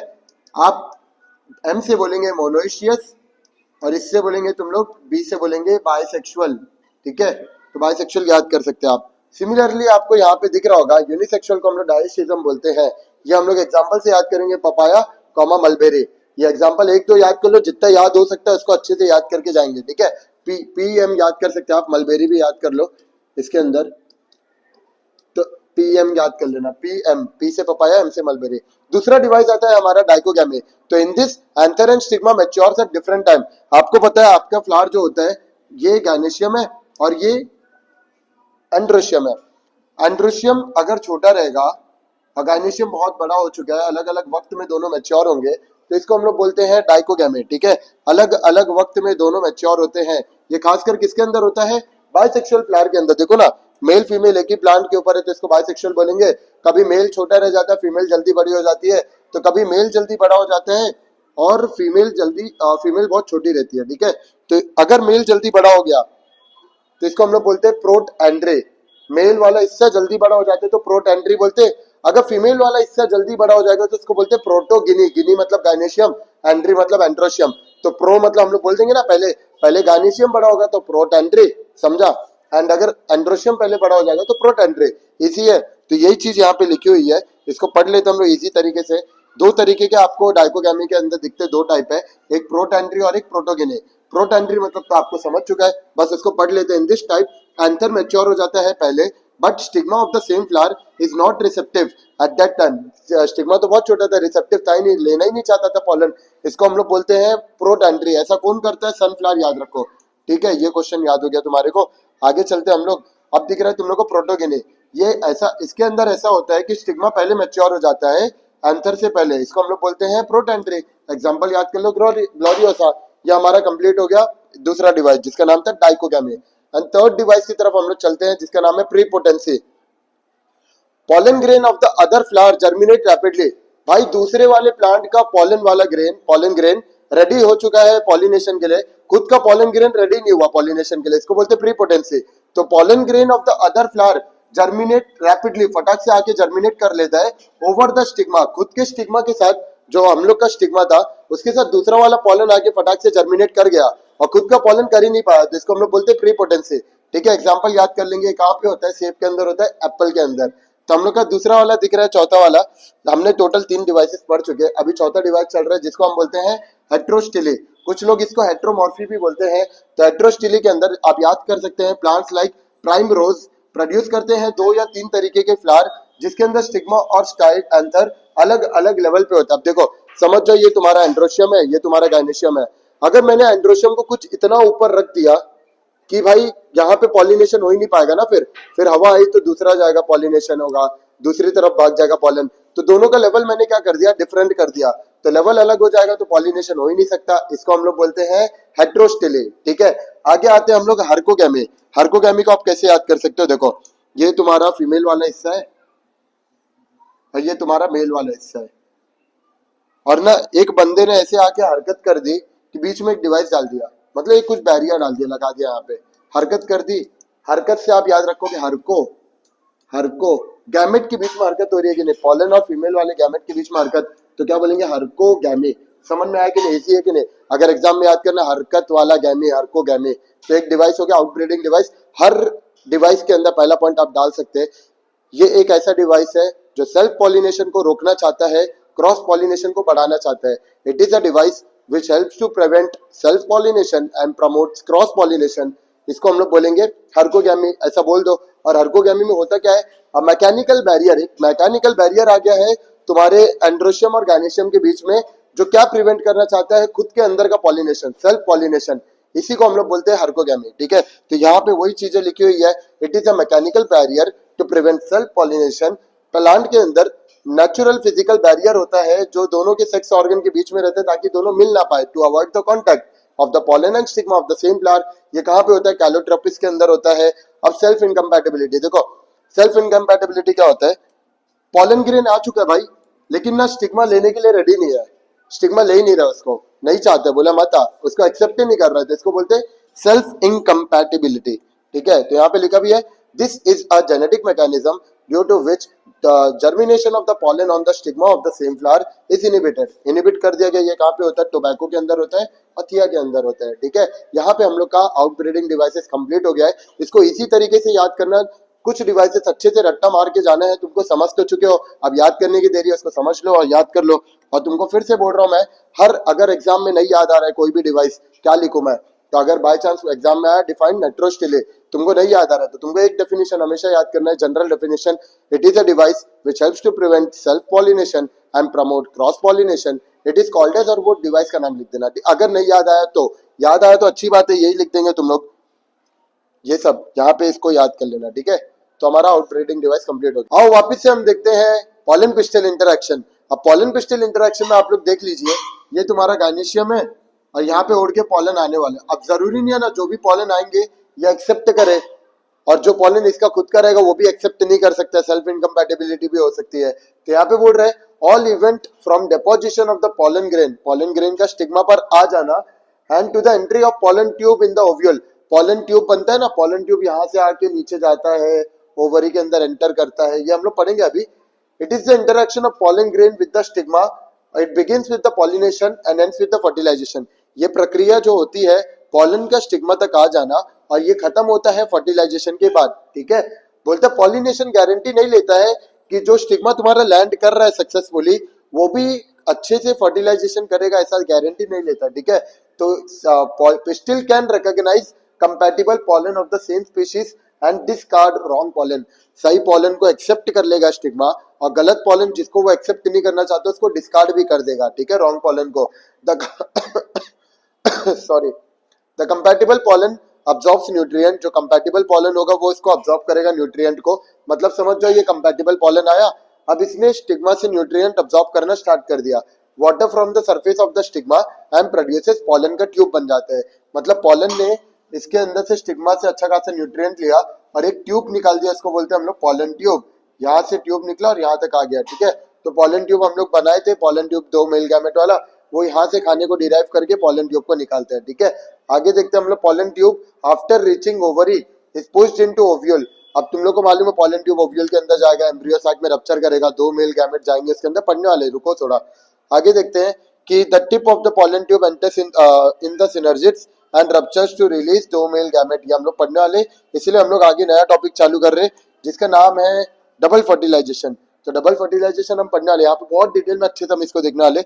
उससे पहले एक डेफिनेशन है वो देख लो, what is artificial hybridisation.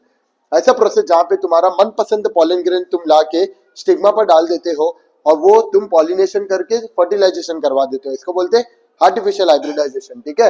It is a major approach in the crop involvement. इसकी वजह से आप ना अपने मनपसंद क्रॉप बना पाते हो, अपने डिजायर्ड वाले क्रॉप बना पाते हो, या ये 2 प्रोसेस करके, emasculation and bagging and tagging. अब इमैस्कुलेशन क्या होता है समझ जाओ, ये मेरा फ्लावर है, मैंने इसके ऊपर अपना पॉलन ला के लगा दिया, मेरा मनपसंद पॉलन, डिजायर्ड पॉलन, ठीक है। या तो मेरे पास समझ जाओ यहाँ पे अंतर था, दूसरे अंतर को हम लोग ले लेते, यहाँ पे मेरे पास है एंड्रोशियम। एंड्रोशियम को मैंने दूसरे फ्लावर का कट करके लेके आके यहाँ से मैंने कट किया एंड इसको उठा के लेके आया एंड देन इसके ऊपर ऐसा डस्ट कर दिया, ठीक है। और पॉलन को डस्ट कर दिया इसके ऊपर, अब स्टिग्मा कर क्या कर लेगा, पॉलिनेशन कर लेगा और यहाँ पे कवर हो जाएगा, हम लोग का फर्टिलाइजेशन भी हो जाएगा। ये प्रोसेस जहाँ पे एंथर को कट करके इसके ऊपर लाके आप डस्ट कर रहे थे, इसको बोलते हैं emasculation. The process in which anther is cutted and dusted on stigma, it is called as emasculation. और फिर ना तुम चाहते नहीं हो ना कोई और पॉलन भी आके इसके साथ जुड़े, तो तुमने इसको बटर पेपर से ढक दिया, ऐसा कवर कर दिया तुमने, ठीक है। इसको बटर पेपर से तुमने ऐसा कवर कर दिया, तो बटर पेपर से कवर करते थे, इसको बोलते बैगिंग। और इसके ऊपर तुम टैग भी लगा देते हो तो इसको बोलते टैगिंग, ठीक है। तो ये आर्टिफिशियल हाइब्रिडाइजेशन के प्रोसेस से हमने समझ लिया है। आगे चलते हैं हम लोग, अगला टॉपिक हम लोग का आता है, सबसे इंपॉर्टेंट टॉपिक हम लोग का आ रहा है डबल फर्टिलाइजेशन, ठीक है। डबल फर्टिलाइजेशन, तो डबल फर्टिलाइजेशन का तुमको क्वेश्चन दिख रहा होगा 2023 में, 2024 में भी आया, 2025 में भी आया, ठीक है। तो इसको स्टार्ट करते हैं। देखो आपको पॉलन ट्यूब दिख रहा होगा, पॉलन ने पॉलन ट्यूब को निकाला, मैंने बताया आपको अभी पॉलन ट्यूब कैसे निकलेगा। पॉलन आएगा, इसके ऊपर बैठेगा, स्टिग्मा के ऊपर वाला जो सिक्रेशन होता है उसको ऑब्जॉर्ब करेगा और एक ट्यूब निकलता है, इसको हम लोग बोलते हैं पॉलन ट्यूब। देखो ये जा रहा है और आपको पता है ना ट्रोपस ओव्यूल के अंदर माइक्रोपाइल होता है, माइक्रोपाइल से पॉलन ट्यूब अंदर अंदर जाता है, ठीक है, एंटर किया। अब ना डिपेंड करता है पॉलन ट्यूब सिर्फ माइक्रोपाइल से एंटर करता है क्या, ऐसा नहीं है, ये 3 जगह से एंटर करेगा, उसके बारे में हम पढ़ने वाले। 2025 में क्वेश्चन आया, 2024 में भी आया इसके ऊपर क्वेश्चन, ठीक है। तो सबसे पहले आपको तो गायनेशियम के बारे में मालूम है, इसको स्टाइल बोलते हैं, इसको स्टिग्मा बोलते हैं, इसको ओवरी बोलते हैं, अंदर ओव्यूल होता है, ये हर बच्चे को पता है, नहीं भी पता तो आप देख सकते हैं यहाँ पे। तो अभी हम पढ़ने वाले आगे डबल फर्टिलाइजेशन। तो आप मेरी बात सुनो अच्छे से, बहुत इंपॉर्टेंट है। इसके अंदर आपको पता है फीमेल गायनेशियम के अंदर हम लोग ने देखा था एम्ब्रियो सैक होता है, ये सबको पता है, 7 से 8 न्यूक्लियर स्टेज, अब भी हम लोग ने पढ़ा है थोड़ी देर पहले। तो आपको पता है पॉलन ट्यूब माइक्रोपाइल से एंटर करने वाला है, ये समझो माइक्रोपाइल है हम लोग का, यहाँ पे न्यूसिलस वगैरह है, सब ड्रॉ कर लिया हम लोग ने, ठीक है। अभी देखो यहाँ से पॉलन ट्यूब आया, पॉलन ट्यूब में बच्चे लोग आप बताओ मेरे को, 2 मेल गैमेट हम लोग पढ़ के आए कि नहीं, अंदर 2 मेल गैमेट हम लोग ने डिवाइड किया था, ठीक है। अभी ये फर्स्ट मेल गैमेट मिलेगा अंडे के साथ, ये एक्स सेल के साथ जुड़ जाएगा जाके, और ये सेकंड वाला मेल गैमेट जाता है ये वाली चीज के साथ मिल जाता है पोलर न्यूक्लियाई के साथ, ठीक है। तो ये चीज को हम लोग डबल फर्टिलाइजेशन बोलते हैं, जो आपने अभी देखा। इसको पढ़ेंगे कैसे, the fusion of first male gamete with the egg cell to form zygote and then embryo, it is called as fertilization हो गया हम लोग का, सिनगैमी बोलते हैं। And second male gamete fuses with the polar nuclei to form primary endosperm nucleus, या PEN बना लेगा, इसको हम लोग एंडोस्पर्म बना देंगे, it is called as endosperm, हम लोग एंडोस्पर्म बना दिए। अब दोनों प्रोसेस साइमल्टेनियसली हो रहा है, इसलिए बोलते हैं डबल फर्टिलाइजेशन, ठीक है। तो हम लोग यही आंसर हम लोग पढ़ रहे थे अभी, इसके बारे में तुमने देखा डायग्राम में, अब उसी को लिखा हुआ है, अच्छे से पढ़ लेते, इसको बहुत इजी है, याद करना भी आसान है आपके लिए। The fusion of one male gamete with the अंडा and that of another male gamete with the polar nuclei, it is called as double fertilization. हर बच्चे को समझ चुका है। जब पॉलन ग्रेन पहुंचता है स्टिग्मा के ऊपर, ये जर्मिनेट करके पॉलन ट्यूब बनाते हैं, ये भी तुमको मैंने अभी बताया। पॉलन ट्यूब जाता है तुम्हारे ओवरी के अंदर and then to the ovule. Ovule कौन सा है तुम्हारा? Anatropous ovule. बोल रहे जब पॉलन ट्यूब, अच्छे से सुनो, बहुत इंपॉर्टेंट टॉपिक हम पढ़ने जा रहे हैं अभी। ये जो तुम्हारा पॉलन ट्यूब होता है, अगर माइक्रोपाइल से घुसा अंदर, अंदर माइक्रोपाइल से अंदर गया, घुस गया यहाँ पे, तो इसको बोलते हैं हम लोग पोरोगैमी। क्या बोलते हैं बच्चे लोग? पोरोगैमी। If pollen tube enters through the micropyle, यहाँ पे वही डेफिनेशन लेकर वही बता रहा हूँ मैं आपको, दिख नहीं रहा होगा तो, when pollen tube enters through the micropyle then it is called as porogamy. अब आपको पता है माइक्रोपाइल के अपोजिट में चलाजा है, तो अगर pollen tube enters through the chalaza then it is called as chalazogamy. अगर पॉलन ट्यूब तुम्हारे आजू बाजू वाले लेयर से आ रहे हैं, जिसको हम लोग इंटेग्यूमेंट बोल रहे थे, दो लेयर याद है बच्चे लोग आपको, आउटर इंटेग्यूमेंट और इनर इंटेग्यूमेंट एनाट्रोपस ओव्यूल में, आजू बाजू से आ रहा है तो हम बोलते हैं mesogamy. If the pollen tube enters through the side layer, laterally enter कर रहा है through the integument, then it is called as mesogamy. If it enters through the micropyle then it is called as porogamy. If it enters through the chalaza then it is called as chalazogamy. If it enters through the integuments then it is called as mesogamy. ये हम लोग ने पढ़ लिया, पूरा answer complete हो गया है। और नीचे लास्ट पॉइंट हम लोग का है, ये तुम लोग को बहुत अच्छे से याद है, बात मानो। सिनगैमी, मैंने बोला फर्स्ट मेल गैमेट जाता है, अंडे के साथ जुड़ता है और क्या बनाते हैं बेटा? जाइगोट बनाता है, ये हमने पढ़ा, इसको बोलते हैं सिनगैमी। तो लिखा भी है fusion of the haploid male gamete to the haploid female gamete, वही अंडा तुम्हारा, it is called to form the diploid zygote, it is called as syngamy। एक हैप्लॉइड मेल गैमेट था, देखो हैप्लॉइड मेल गैमेट था, हैप्लॉइड एक्स के साथ मिला तो डिप्लॉइड जाइगोट बनाएगा ना, ये तो याद हो गया तुम लोग को। अब ट्रिपल फ्यूजन पे आते हैं। मेरे को बताओ, ये मैंने तुम लोग को बताया है, तुम्हारा जो पोलर न्यूक्लियाई होता है वो डिप्लॉइड होता है, हमने देख के आया पीछे अभी, ठीक है।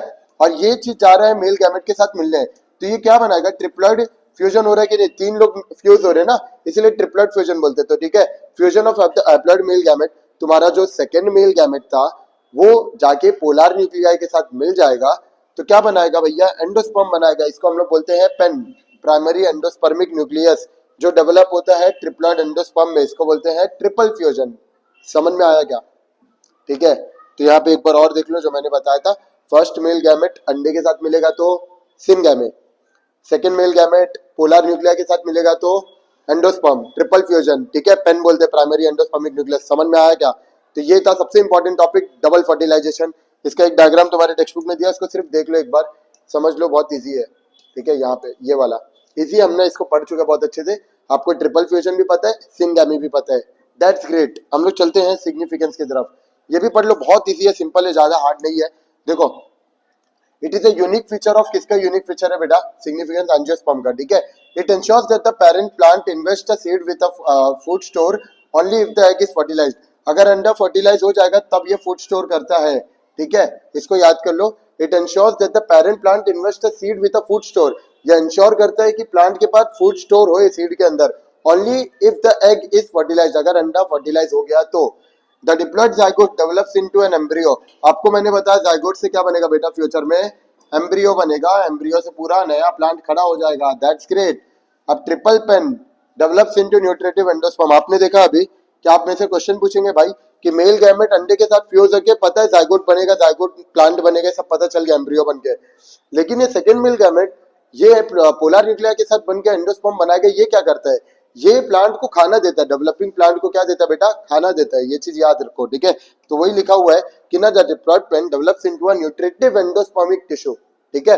आगे आता है it restores the diploid condition. आपको अब भी मैंने बताया, बोलो जल्दी जल्दी, हम लोग ने अब भी इसको जस्ट पढ़ा है कि haploid male gamete fuses with the haploid female egg to form diploid zygote. बताओ रिस्टोर कर रहा है कि नहीं diploid condition?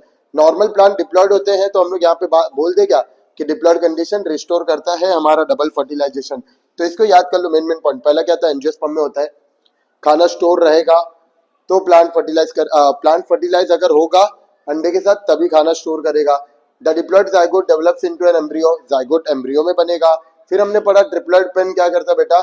Into nutritive endospermic tissue होता है, ठीक है, खाना देता है प्लांट को। It restores the diploid condition, ये डिप्लॉइड कंडीशन को रिस्टोर करेगा। It also helps to avoid polyembryony. Polyembryony क्या होता है लास्ट में डेफिनेशन में देख लेना ये वीडियो का, ठीक है।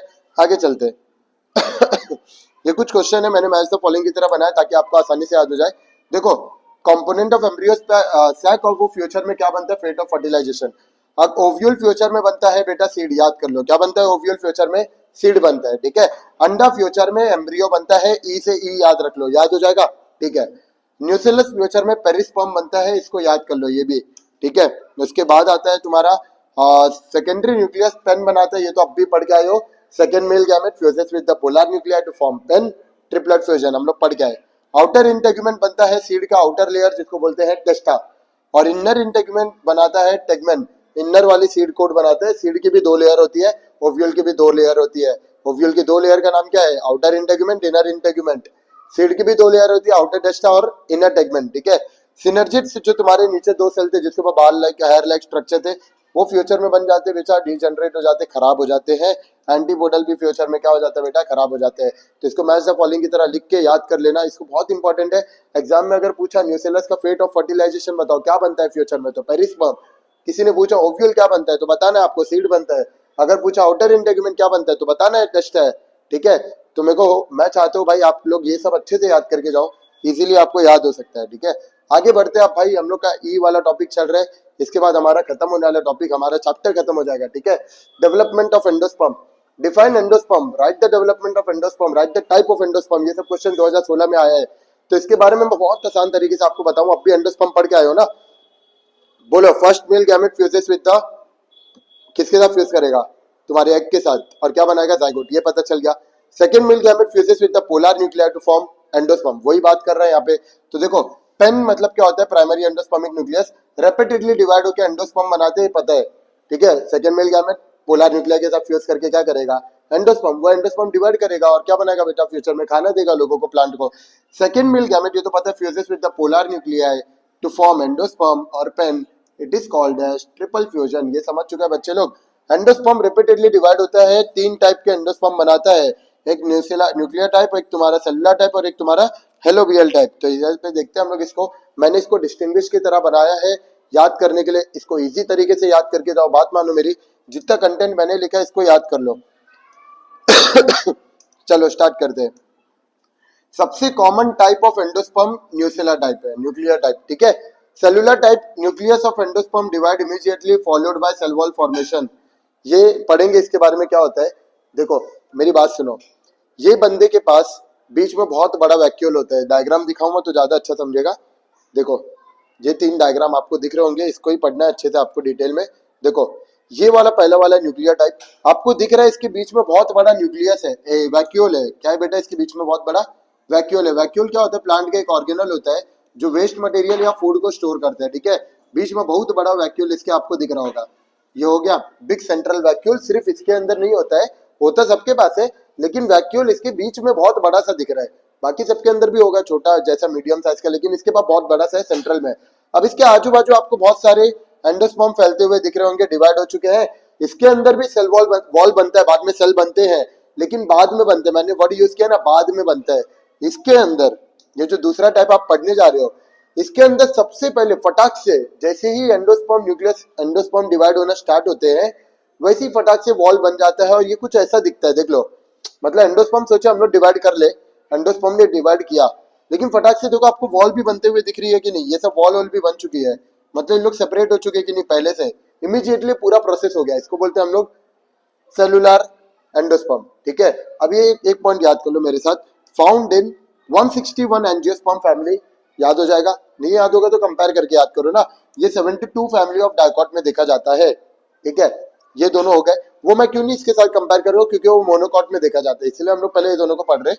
आगे देखो, इसके अंदर आप पढ़ चुके, large number of nuclei are formed, आपको दिख रहा है बहुत सारा न्यूक्लियस इसके अंदर बना था कि नहीं, किसका, large number of nuclei endospermic nucleus यहाँ पे स्प्रेड हो चुके हैं। इसके एग्जांपल याद कर लो, आपको गेहूं याद रखने का है, सनफ्लावर है, कोकोनट है, याद हो गया। लेटर देखो यहाँ पे वो वर्ड भी लिखा, मैंने बोला ना इसके अंदर दीवार बहुत बाद में बनती है, later wall formation occurs and multi cellular endosperm is formed, बाद में वॉल बनती है। लेकिन इधर बताओ बेटा, फटाक से वॉल बन जाती है, दोनों में यही फर्क है सबसे बड़ा, इसीलिए इसका नाम रखे न्यूक्लियर टाइप। इसके अंदर न्यूक्लियस बहुत ज्यादा पाए जा रहे हैं, इसके अंदर देखो ना, जैसे ही न्यूक्लियस डिवाइड करने के लिए सोचा, ये भी न्यूक्लियर टाइप हो सकता था, लेकिन फटाक से वॉल बन गई, तो मैं इसको न्यूक्लियर टाइप तो नहीं बोल सकता ना, इसीलिए इसको हम लोग बोलते हैं, देखो अच्छे से पढ़ो, इसको सेलुलर टाइप बोलते हैं, ठीक है। तो ये किसकी कितनी फैमिली में देखा जाता है, 161 फैमिलीज ऑफ एंजियोस्पर्म, ये 72 फैमिलीज ऑफ डाइकॉट। एग्जाम्पल लिखा हुआ, इसको पढ़ लो, PAB करके पैब, या BAP करके बाप, बे से बालसम, ए से अडुक्जा और पी से पेटूनिया, हो गया। अब लास्ट वाला आता है, एकदम सिंपल है तुम्हारा, हेलोबियल टाइप, ये एग्जाम में पूछा भी है, तो इसके ये किसके अंदर देखा जाता है, सबसे पहले मोनोकॉट, ये दोनों किसके अंदर देखा जाता है बेटा, डाइकॉट। इन दिस केस पहले डिवीजन होता है बेटा, किसका, एंडोस्पर्म का डिवीजन होता है, टूटता है एंडोस्पर्म, देखो पहले एंडोस्पर्म का डिवीजन होता है, ऐसा एक बड़ा होता है और एक छोटा होता है, ठीक है। आगे क्या बोल रहा है, smaller cell is called as chalazal cell, जो छोटा वाला हिस्सा दिखता है उसको चलाजल सेल बोलते हैं, और जो बड़ा वाला सेल दिखता है उसको माइक्रोपाइलर सेल बोलते हैं, याद हो जाएगा। दो हिस्से में पहले एंडोस्पर्म टूट जाता है, बड़ा वाला हिस्सा इज कॉल्ड एज, बोलो माइक्रोपाइलर सेल, एंड छोटा वाला हिस्सा इज कॉल्ड एज, इसको क्या बोलोगे, बोलो चलाजल सेल, ठीक है। याद रहेगा, छोटा वाला सी से छोटा, सी से चलाजा, इसे याद कर लो। It is intermediate between cellular and nuclear type, बोलो ना, दोनों के बीच का इंटरमीडिएट है कि नहीं, ये दोनों में मतलब एक में न्यूक्लियस बहुत ज्यादा डिवाइड कर रहा था, एक में फटाक से न्यूक्लियस डिवाइड तो हो रहा है, लेकिन फटाक से क्या हो जा रहा है, सेल वॉल बन जा रहा है। इसके अंदर क्या हो रहा है, ये दोनों के बीच का इंटरमीडिएट है, ये याद कर लो। एग्जाम्पल क्या है तुम्हारा, एस्पोडेल्फस, क्या बोलोगे, एस्पोडेल्फस। यहाँ पे हमारा सबसे इंपॉर्टेंट टॉपिक एंडोस्पर्म कंप्लीट हो गया। आगे चलते हैं हम लोग, इसके बाद आता है हमारा डेवलपमेंट ऑफ एम्ब्रियो, इसको स्टार्ट करते हैं, ठीक है। Explain the development of dicot embryo. अब डाइकॉट एम्ब्रियो कुछ ऐसा दिखता है, देखो आप सब लोगों ने देखा जायगोट के बारे में, ठीक है। जायगोट धीरे धीरे क्या बनेगा बेटा, एम्ब्रियो बनेगा। अब एम्ब्रियो ने पहले देखो डिवाइड होके कुछ ऐसा दो सेल बन जाता है, एम्ब्रियो दिख रहा है, दो सेल, ये दो सेल, इसको बोलते हैं सस्पेंसर सेल, और नीचे वाले को बोलते हैं एम्ब्रियो सेल या प्रो एम्ब्रियो बोल दो, इतना समझा। आगे चलते हम लोग, अब ये टॉपिक पे देखो, इसमें क्या बोल रहा है बेटा, अब ये डिवीजन स्टार्ट करेगा एम्ब्रियो सेल और बनेगा प्लूम्यूल, और देखो सस्पेंसर सेल 6 से 8 सेल बन जाते हैं, ऑक्टन स्टेज में आ जाते हैं, ठीक है, 6 से 8 सेल में बन जाते हैं, ऐसे बहुत सारे सेल आपको दिख रहे होंगे, नीचे वाला प्लूम्यूल बनता है। ये डिवीजन चालू है हम लोग का, देखो जायगोट डिवाइड किया जाए, एम्ब्रियो बना, एम्ब्रियो डिवाइड करेगा दो हिस्से में, ऊपर वाले सस्पेंसर, नीचे एम्ब्रियो, प्रो एम्ब्रियो बोल दो, और नीचे वाले हिस्सा फिर से बहुत सारा मल्टीपल डिवीजन दिखा के क्या बनाएगा, प्लूम्यूल, याद कर लो प्लूम्यूल बनेगा, एंड ऊपर वाले सस्पेंसर सेल 6 से 8 सेल होते हैं, ऑक्टेंट स्टेज बोलते हैं। आगे देखो, आगे हम लोग का ये हार्ट शेप एम्ब्रियो डेवलप होता है, ऐसे इसको याद कर लो, हार्ट शेप, नीचे वाला प्लूम्यूल, देखो हार्ट शेप कुछ दिख रहा होगा आपको, और ये तुम्हारे सस्पेंसर सेल डेवलप हो चुके हैं, ठीक है। अभी भी ये ऐसा ही दिख रहा है, लेकिन नीचे वाला तुम्हारा हार्ट शेप एम्ब्रियो देखो फ्यूचर में क्या बनेगा, हॉर्सशू शेप एम्ब्रियो, इसको याद कर लो, क्या बोलोगे बेटा इसको, हॉर्सशू शेप एम्ब्रियो, ठीक है। इसको याद करने का आसान तरीका फिर से बता रहा हूं मैं, जायगोट हमेशा एम्ब्रियो बनेगा, सब जगह पे ऐसे ही होता है, एम्ब्रियो डिवाइड करेगा, सस्पेंसर सेल्स बनेंगे, सस्पेंसर सेल अभी भी वैसे 6 से 8 ऑक्टन स्टेज ले लेगा, नीचे तुम्हारा प्लूम्यूल बनना स्टार्ट हुआ, प्लूम्यूल हार्ट शेप एम्ब्रियो बन रहा है, और फिर तुम्हारा फ्यूचर में क्या बन गया बेटा, बताओ, यहाँ पे हॉर्सशू शेप दिख रहा है कि नहीं, हॉर्सशू शेप मैग्नेट देखो ना, वैसे हॉर्सशू शेप तुम्हारा एम्ब्रियो बन जाता है, ठीक है। तो हॉर्सशू शेप एम्ब्रियो, इसमें याद कर लो, दो कॉटिलोडॉन तुमको दिख रहा है, देखो कॉटिलोडॉन दो है ना, तो ये डाइकॉट्स के अंदर देखा जाता है, और ये जो तुमको दिख रहा है इसको बोलते हैं रेडिकल रूट। रेडिकल क्या बनाते हैं बेटा, आर से, रेडिकल याद रखो, आर से क्या बोलोगे, रूट बोलोगे, ठीक है, आर से रेडिकल, आर से बोलेंगे रूट, रेडिकल बनाता है रूट। एंड प्लूम्यूल यहाँ पे तुम लोग को दिख रहा होगा, तो इसको बोलेंगे प्लूम्यूल। ऑब्वियसली एक जन रूट बनाएगा तो प्लूम्यूल क्या बनाएगा, शूट, या बोल दो स्टेम, ठीक है। ये हो गया हम लोग का डाइकॉट एम्ब्रियो, आसान है कि नहीं, इतना पढ़ लो, बात मानो, हो जाएगा तुम्हारा डाइकॉट एम्ब्रियो। देख लिया हम लोग डेवलपमेंट ऑफ डाइकॉट एम्ब्रियो पढ़े। सिमिलर वे में बहुत इजी है, अगर एग्जाम में आया describe the structure of monocot embryo, वो भी देखते हैं। देखो मैंने जो अभी पीछे पढ़ाया आपको यहाँ पे लिखा हुआ है, इसको एक बार रीड कर लो, बहुत ईजी है, देखो स्क्रीनशॉट ले लो, ठीक है। 1 मिनट यहाँ से अभी ले लो, जो मैंने पढ़ाया आपको, एक बार मैं आपको इंपॉर्टेंट पॉइंट इसमें बता देता हूँ, फटाफट पढ़ लेना, ठीक है। देखो जायगोट डिवाइड टू फॉर्म दो सेल स्टेज प्रो एम्ब्रियो, सही बात है कि नहीं, जायगोट डिवाइड किया, प्रो एम्ब्रियो बनाया। Large cell towards the micropyle is called as suspensor cell, बड़े सेल को क्या बोलते हैं बेटा, suspensor cell. Cell towards the chalaza is embryo, chalaza की तरफ जो होता है इसको क्या बोलते हैं हम लोग, एम्ब्रियो। देखो तुमने देखा चलाजा की तरफ अगर डेवलप कर रहा है तो इसको एम्ब्रियो बोलेंगे, और यहाँ पे तुम्हारे माइक्रोपाइल की तरफ जो डेवलप कर रहा है उसको क्या बोलेंगे बेटा, सस्पेंसर सेल। ये हम लोग पढ़ चुके हैं, ठीक है। आगे देखो, the first cell of the suspensor cell towards the micropyle is called as haustorium, क्या बोलते हैं बेटा, हॉस्टोरियम बोलते हैं। जो पहला सेल तुम्हारा सस्पेंसर सेल का है, डिवाइड कर रहे हो, उसको हॉस्टोरियम बोलते हैं, ऊपर वाले को। लोअर मोस्ट को हम लोग बोलते हैं हाइपोफाइसिस, याद रखो, सस्पेंसर सेल में 8 सेल देखा ना, ऊपर वाले सेल अपर मोस्ट वाले को क्या बोलेंगे बेटा, हॉस्टोरियम, और लोअर मोस्ट को क्या बोलेंगे, हाइपोफाइसिस। एच से हॉस्टोरियम, एच से हाइपोफाइसिस, याद हो जाएगा। आगे चलते हैं। सस्पेंसर सेल पुश करता है एम्ब्रियो को एंडोस्पर्म के अंदर। तुम पूछोगे ना सस्पेंसर सेल क्या करता है भाई, ये एम्ब्रियो के अंदर।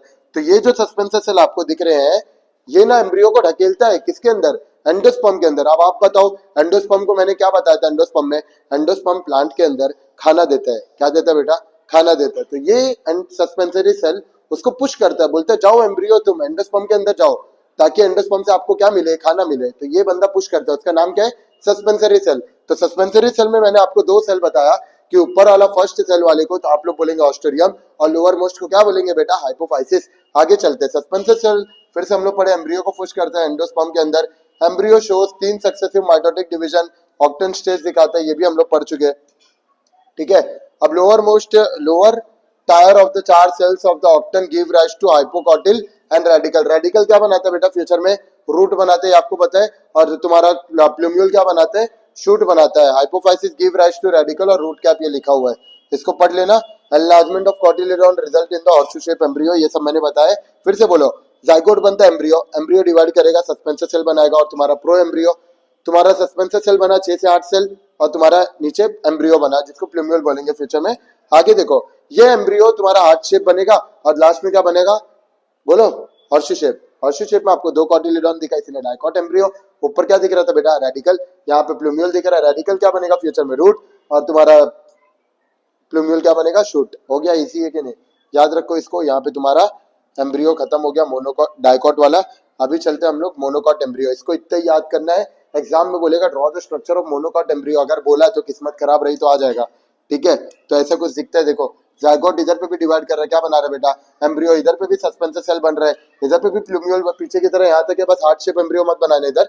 और देखो, कुछ ऐसा ड्रॉ करना आपको, इसको बोलते हैं स्क्यूटेलम। क्या बोलते हैं बेटा, ये खासकर तुमको घास के अंदर देखने को मिलेगा, मोनोकॉट्स के अंदर।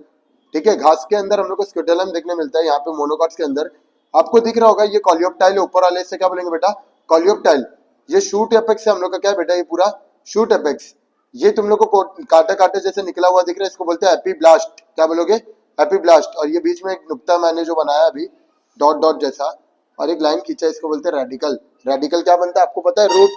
और नीचे दिख रहा है रूट कैप, ये देखो रूट कैप दिख रहा है, और ये होता है कॉलियोराइजा। अब आपने पीछे कॉलियोप्टाइल कॉलियोराइजा नहीं पढ़ा है, पीछे प्लूम्यूल और क्या पढ़ा था बेटा, रेडिकल। इधर पे आप क्या पढ़ रहे हो, रेडिकल इधर पे है, इधर पे भी, लेकिन कॉलियोप्टाइल क्या बनता है, शूट, और कॉलियोराइजा क्या बनता है, रूट। देखो, अगर आप भूल गए बाय चांस, तो कॉलियोप्टाइल क्या बोलोगे, शूट। ये तो बाय डिफॉल्ट याद करो। कॉलियोराइजा में आर आ रहा है, आर से क्या याद रखोगे, रूट। अगर एक याद हो जाएगा कॉलियोराइजा, तो ऑब्वियसली तुम साइमल्टेनियसली लिख लोगे, क्या लिखोगे, कॉलियोप्टाइल बनाता है शूट। आसान है। आगे बढ़ते ही हो गया मोनोकॉट एम्ब्रियो। तो एम्ब्रियो खत्म हो गया, अब हम बढ़ते हैं सीड की तरफ। 2 तरीके की सीड होती है, ये मैंने डिस्टिंग्विश लगाया है इसका। एंडोस्पर्मिक सीड होती है और एक नॉन एंडोस्पर्मिक सीड। एंडोस्पर्म रखने वाली सीड और नॉन एंडोस्पर्म, जिसके अंदर एंडोस्पर्म नहीं होता है। ठीक है, तो यहाँ पे लिखा हुआ है क्वेश्चन, फटाफट पढ़ते हैं इसको। इन सम सीड फूड रिजर्व स्टोर्ड, खाने को जमा कर दिया जाता है, और पार्शियली उसको धीरे धीरे इस्तेमाल करते हैं, इसको बोलते हैं एंडोस्पर्मिक सीड। ठीक है, कुछ सीड के अंदर खाने को जमा करते हैं और फिर धीरे धीरे इस्तेमाल करते हैं। कुछ सीड के अंदर embryo absorb the stored food, जो जमा हुआ खाना था उसको इस्तेमाल कर लिया पूरा का पूरा, इसको बोलते हैं नॉन एंडोस्पर्मिक सीड। जो पहले देखो, खाना सबके पास आने वाले है, लेकिन एंडोस्पर्म जो है वो न्यूट्रिशन देता है, आपको पता है। एंडोस्पर्म को अंदर जो खाना था वो जमा किया, धीरे धीरे इस्तेमाल कर रहा है, पार्शियली, इसने पूरा का पूरा इस्तेमाल कर लिया कंप्लीटली। एंडोस्पर्म प्रेजेंट होता है मैच्योर सीड्स के अंदर, मैच्योर सीड्स के अंदर एंडोस्पर्म एब्सेंट होता है। This seeds are also called as albuminous seed, इसको हम लोग क्या बोलते हैं, और एल्ब्यूमिनस सीड, और इसको हम लोग बोलते हैं नॉन एल्ब्यूमिनस या एक्स एल्ब्यूमिनस सीड। ठीक है, इसका लास्ट पॉइंट हम लोग देख लेते हैं। बोल रहा cotyledon act as first photosynthetic organ. इसका जो कॉटिलिडॉन होता है ये फोटोसिंथेटिक ऑर्गन की तरह काम करता है। इसका जो कॉटिलिडॉन होता है, लेयर्स हम लोग जो पढ़ रहे थे, कॉटिलिडॉन, मोनोकॉट, डाइकॉट, वो फूड स्टोर करने में काम आता है। एग्जाम्पल याद कर लो, कैस्टर, और एक और लिख लो, कोकोनट। ठीक है, इधर पे भी 2 एग्जाम्पल याद कर लो, वटाना और बीन। हो गया, यहाँ पे इसको आप लिख लो, ये बहुत इंपॉर्टेंट है और बहुत आसान भी है याद करना। ये क्या बोलते हैं हम लोग, इसको खाना स्टोर करता है, धीरे धीरे इस्तेमाल करता है। इसको क्या बोलेंगे हम लोग, खाना पूरा का पूरा कंप्लीटली इस्तेमाल कर लेता है। एंडोस्पर्म प्रेजेंट होता है बड़े सीड में, एंडोस्पर्म एब्सेंट होता है बड़े सीड में। इसको एल्ब्यूमिनस सीड बोलते हैं, और इसको एक्स एल्ब्यूमिनस सीड बोलते हैं। और ये cotyledon is the first photosynthetic organ. इसका फर्स्ट फोटोसिंथेटिक ऑर्गन जो cotyledon act as a food synthetic stored organ. ठीक है, खाना स्टोर करता है। इसके एग्जाम्पल सीसी याद रख लो, कैस्टर, कोकोनट। इसके एग्जाम्पल याद कर लो, पी और बीन। आसान है, आगे चलते हैं। तो तुम लोग दो सीड पढ़ लो, एक डाइकॉट सीड और एक मोनोकॉट सीड, बहुत इजी होता है। ये एक दो सीड तुम लोग को देखने को मिलती है। देखो सीड का डायग्राम मैंने बताया नहीं था, तो इसको यहाँ पे बता देते एक बार। ये देखो कॉटिलेडॉन दिख रहा है सीड के अंदर, ये डाइकॉट सीड है, ठीक है। दो कॉटिलेडॉन है तो डाइकॉट, यहाँ पे रेडिकल्स होते हैं, कुछ हाइपोकॉटिल होते हैं यहाँ पे। इसको आप ऐसा ड्रॉ कर लेना, इजी है। इसको ऐसा ड्रॉ करना एकदम इजी रहेगा, दो कॉटिलेडॉन बताना रहेगा। मोनोकॉट सीड कुछ ऐसे दिखता है, जैसे कि मैंने भुट्टे का बनाया है। यहाँ पे एल्यूरॉन लेयर रखने वाला एक होता है एंडोस्पर्म। क्या होता है बेटा ये? एंडोस्पर्म। जिसके ऊपर कौन सी लेयर मैंने बोला अभी बताओ? Aleurone layer. यहाँ पे होता है तुम्हारा कॉलियोप्टाइल एंड यहाँ पे होता है तुम्हारा कॉलियोराइजा। कॉलियोप्टाइल क्या बनेगा बेटा फ्यूचर में? कॉलियोप्टाइल बनता है शूट, आपको अभी मैंने बताया। एंड यहाँ पे होता है कॉलियोराइजा। कॉलियोराइजा क्या बनता है फ्यूचर में? कॉलियोराइजा बनता है तुम्हारा रूट। आर से क्या याद रखिए। अब देखो यहाँ पे तुमको कुछ क्वेश्चन दिख रहे हैं बहुत छोटे छोटे, इसको ना एक बार सिर्फ याद कर लो, फिर से प्लांट ग्रोथ में पढ़ने वाले हो, ठीक है। बट इसको एक बार देख लेते। फ्रूट के बारे में चालू हो गया, हम लोग सीड एंड फ्रूट लिखे थे ना। देखो एच वाला point, A F G H, हम लोग ने टोटल एच तक जाना है। तो हम लोग के सीड और फ्रूट चल रहा है वो टॉपिक में। तो फ्रूट के बारे में आते हैं। देखो the parts of the fruit are called as pericarp. जो देखो फल को बना ही देता हूँ मैं, एकदम आसान है। समझ जो ये तुम्हारा सेब है, ठीक है। सेब का डायग्राम बना देते हम लोग पहले। ये कुछ, ये तुम्हारा सेब है, ठीक है। इसके अंदर वाला हिस्सा जिसको तुम खाते हो, भैया आ गया तुम्हारा बाहर वाले लेयर, इसको तुम बोलते हो पेरिकार्प। क्या बोलते हो बेटा? पेरिकार्प। इसके अंदर तुम्हारे पास सीड भी होती है यहाँ पे, ठीक है। ये सीड भी होती है। अब देखो मेरी बात सुनो, बहुत आसान है ये भी। इसके जो पहली लेयर दिख रही है इसको बोलते हैं एपिकार्प। क्या बोलेंगे बेटा? Epicarp, epicarp. इसके अंदर जो अंदर वाला गुद्दा दिख रहा है, खाने वाला हिस्सा, उसको बोलते हैं मीजोकार्प, ठीक है। और अंदर जो सीड के ऊपर लेयर दिखेगी उसको आप लोग बोलेंगे एंडोकार्प। क्या बोलेंगे बेटा? एंडोकार्प। तो तीन लेयर आपको दिख रही है, एपिकार्प, मीजोकार्प और एंडोकार्प। बाहर वाली लेयर का नाम क्या है बेटा?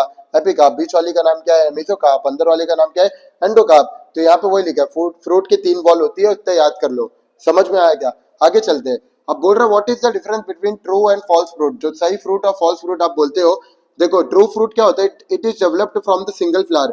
एक ही फूल से जो फ्लावर बनता है उसको आप लोग क्या बोलेंगे? True fruit. जैसे कि आम हो गया, आम के अंदर भी ऐसे कुछ दिखता है। ये तीनों लेयर को प्यार से हम लोग मिला के बोलते हैं पेरिकार्प। क्या बोलेंगे बेटा? पेरिकार्प बोलते हैं। ये समझ गया? आगे देखो फॉल्स फ्रूट क्या होता है? It is developed from other floral plant. देखो फूल से अगर फल बना तो अच्छी बात है, उसको हम लोग ट्रू फ्रूट बोलते हैं। लेकिन फूल को छोड़ के किसी और से बन रहा है, कोई और पार्ट से बन जा रहा है, जैसे कि थैलामस ले लो, इसको हम लोग बोलते हैं फॉल्स फ्रूट। जैसे कि एप्पल हो गया, ये खुद हो गया, स्ट्रॉबेरी हो गया, कैश्यू हो गया। ये एग्जांपल्स याद कर लो। तो समझ चुका है फ्रूट आपको तीन लेयर होती है, एपिकार्प, मेसोकार्प, एंडोकार्प। तीनों को मिला के हम लोग क्या बोलते हैं? पेरिकार्प। फिर हमने पढ़ा दो तरीके का और फ्रूट होते हैं, एक ट्रू फ्रूट जो एक फूल से बनता है, लेकिन ये फूल से नहीं बनता है, कोई और पार्ट से बनता है फूल को छोड़ के, इसको बोलते हैं फॉल्स फ्रूट। एग्जाम्पल आपने पढ़ा आम के बारे में, इधर पे एग्जाम्पल पढ़ा सेब है, स्ट्रॉबेरी है, कैश्यू है। आगे चलते हम लोग, राइट द सिग्निफिकेंस। जैसे आपने फर्टिलाइजेशन का सिग्निफिकेंस पढ़ा, वैसे इसका भी पढ़ लो, आसान है एकदम। आगे देखो बोल रहा है फ्रूट प्रोवाइड करता है नरिशमेंट टू डेवलपिंग सीड। सही बात है। फ्रूट क्या प्रोवाइड करता है? अंदर जो सीड छुपे हुए रहते हैं उसको नरिशमेंट देते रहते हैं। ये जो सीड है ना, इसको नरिशमेंट देते रहता है, ठीक है। ये फ्रूट का काम होता है। आगे fruit protect seed in immature condition. देखो जब कच्चा आम है, आम के अंदर गुठली होती है, तो उसको बचाएगा कि नहीं? तो बचा रहे। समझ लो ये सेब की सीड है, ये इमेच्योर सीड को प्रोटेक्ट करता है, बहुत बड़ी बात है। आगे seed serve as important propagating organ of the plant. Seed सबसे इंपॉर्टेंट चीज है कि नहीं? देखो फ्यूचर में हम लोग प्लांट ग्रोथ में ये चीज पढ़ने वाले, लेकिन अभी बता देता हूँ मैं। ये तुम्हारा सीड है, सीड से दो चीज निकलती है, एक ऊपर की तरफ और एक नीचे की तरफ। आपको कुछ दिख रहा होगा, ये मैं बहुत डिटेल में पढ़ाने वाला हूँ। इसको बोलते हैं तुम लोग प्लूम्यूल और इसको बोलते हैं तुम लोग रेडिकल। और अब भी मैंने आप लोग को पढ़ाया, प्लूम्यूल क्या बनेगा बेटा? शूट। और रेडिकल क्या बनेगा? रूट। तो मतलब सीड के अंदर सारी की सारी इंफॉर्मेशन है प्लांट बनाने की, ऐसा बोल दूं मैं? तो यहाँ पे लिखा है seed serve as important propagating organs of the plant. Seed of fruit develop special devices for their dispersal. अपने अपने लिए ये लोग खुद के लिए एक डिवाइसेस बनाते हैं फॉर देयर डिस्पर्जल, फैलने के लिए, आगे जाने के लिए। अब डॉर्मेंसी क्या होता है? डॉर्मेंसी एक ऐसी कंडीशन होती है जहां पे जब अनफेवरेबल कंडीशन आता है, जब प्लांट के मर्जी की कंडीशन नहीं आती है, तो अपने एक्टिविटी को छोड़ देता है। सीड भी ऐसे ही करता है, अपनी एक्टिविटी को छोड़ देता है। इसको हम लोग बोलते हैं dormancy. Sorry, dormancy is the state of metabolic arrest. अपने मेटाबॉलिज्म केमिकल रिएक्शन को रोक दिया जाए, that increases survival of organism. जब खराब कंडीशन आएगी तो उसमें मर सकता है ना सीड, तो खुद को बचाने के लिए वो क्या करता है, अपने मेटाबॉलिज्म को अरेस्ट कर देता है, रोक देता है और कवच बना लेता है, समझ जो उसको बोलते हैं हम लोग डॉर्मेंसी, ड्यूरिंग एडवर्स या unfavourable environmental condition. Structural and adaptive mechanism for survival, it is called as dormancy. ये स्ट्रक्चरल और अडेप्टिव मैकेनिज्म जो लाया गया इसी को बोलते हैं हम लोग डॉर्मेंसी। ये याद कर लो, बहुत जगह पे रिपीट होने वाला, हम लोग पढ़ेंगे और अच्छे से भी, लेकिन यहाँ से याद कर लो तो आगे आसान हो जाएगा तुम्हारे लिए। अब हम देखने वाले सबसे इंपॉर्टेंट आंसर अपना एपोमिक्सिस। इसका डेफिनेशन याद कर लो, टाइप सिर्फ ऊपर ऊपर से याद कर लो और तुम्हारा एडवांटेज एक दो याद कर लो, ठीक है। इतना याद कर लेंगे तो एग्जाम में अगर आए तो आप पॉइंट्स भी लिख सकते हैं, ठीक है।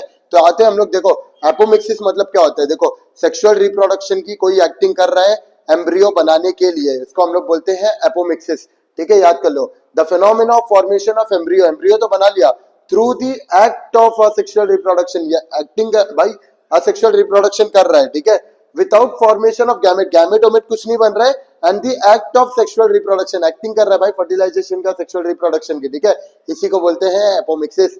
आगे देखो, यहाँ पे एम्ब्रियो बन रहे, याद रख लो, ठीक है। आगे there is no meiosis and syngamy, यहाँ पे कोई मियोसिस और सिंगेमी नहीं हो रहा, as it is unusual sexual reproduction. यहाँ पे कोई मियोसिस वगैरह नहीं हो रहा भाई, क्योंकि असेक्सुअल है ना, तो कैसे होगा मियोसिस, सोचो ना, असेक्सुअल में मियोसिस मियोसिस कुछ नहीं होता है।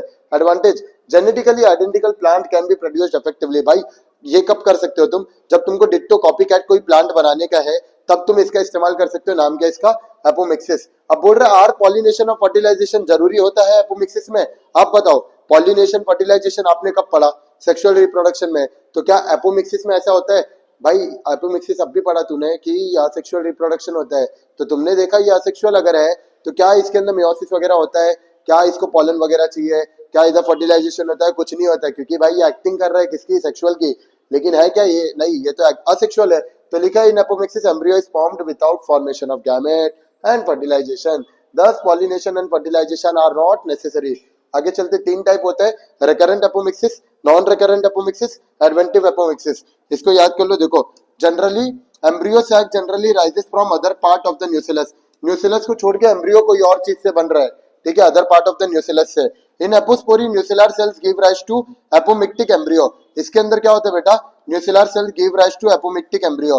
न्यूसिलर सेल जो न्यूसिलस होता है उसने क्या बना दिया बेटा, एम्ब्रियो बना दिया, ऐसा कुछ होता है, ठीक है। एम्ब्रियो सैक से बना क्या बेटा, नहीं, किससे बना, न्यूसिलर से। आगे देखो, non recurrent apomixis, MMC megaspore mother cell undergoes meiosis, megaspore mother cell meiosis में गई, and haploid embryo sac formed, haploid embryo sac बना था, ठीक है।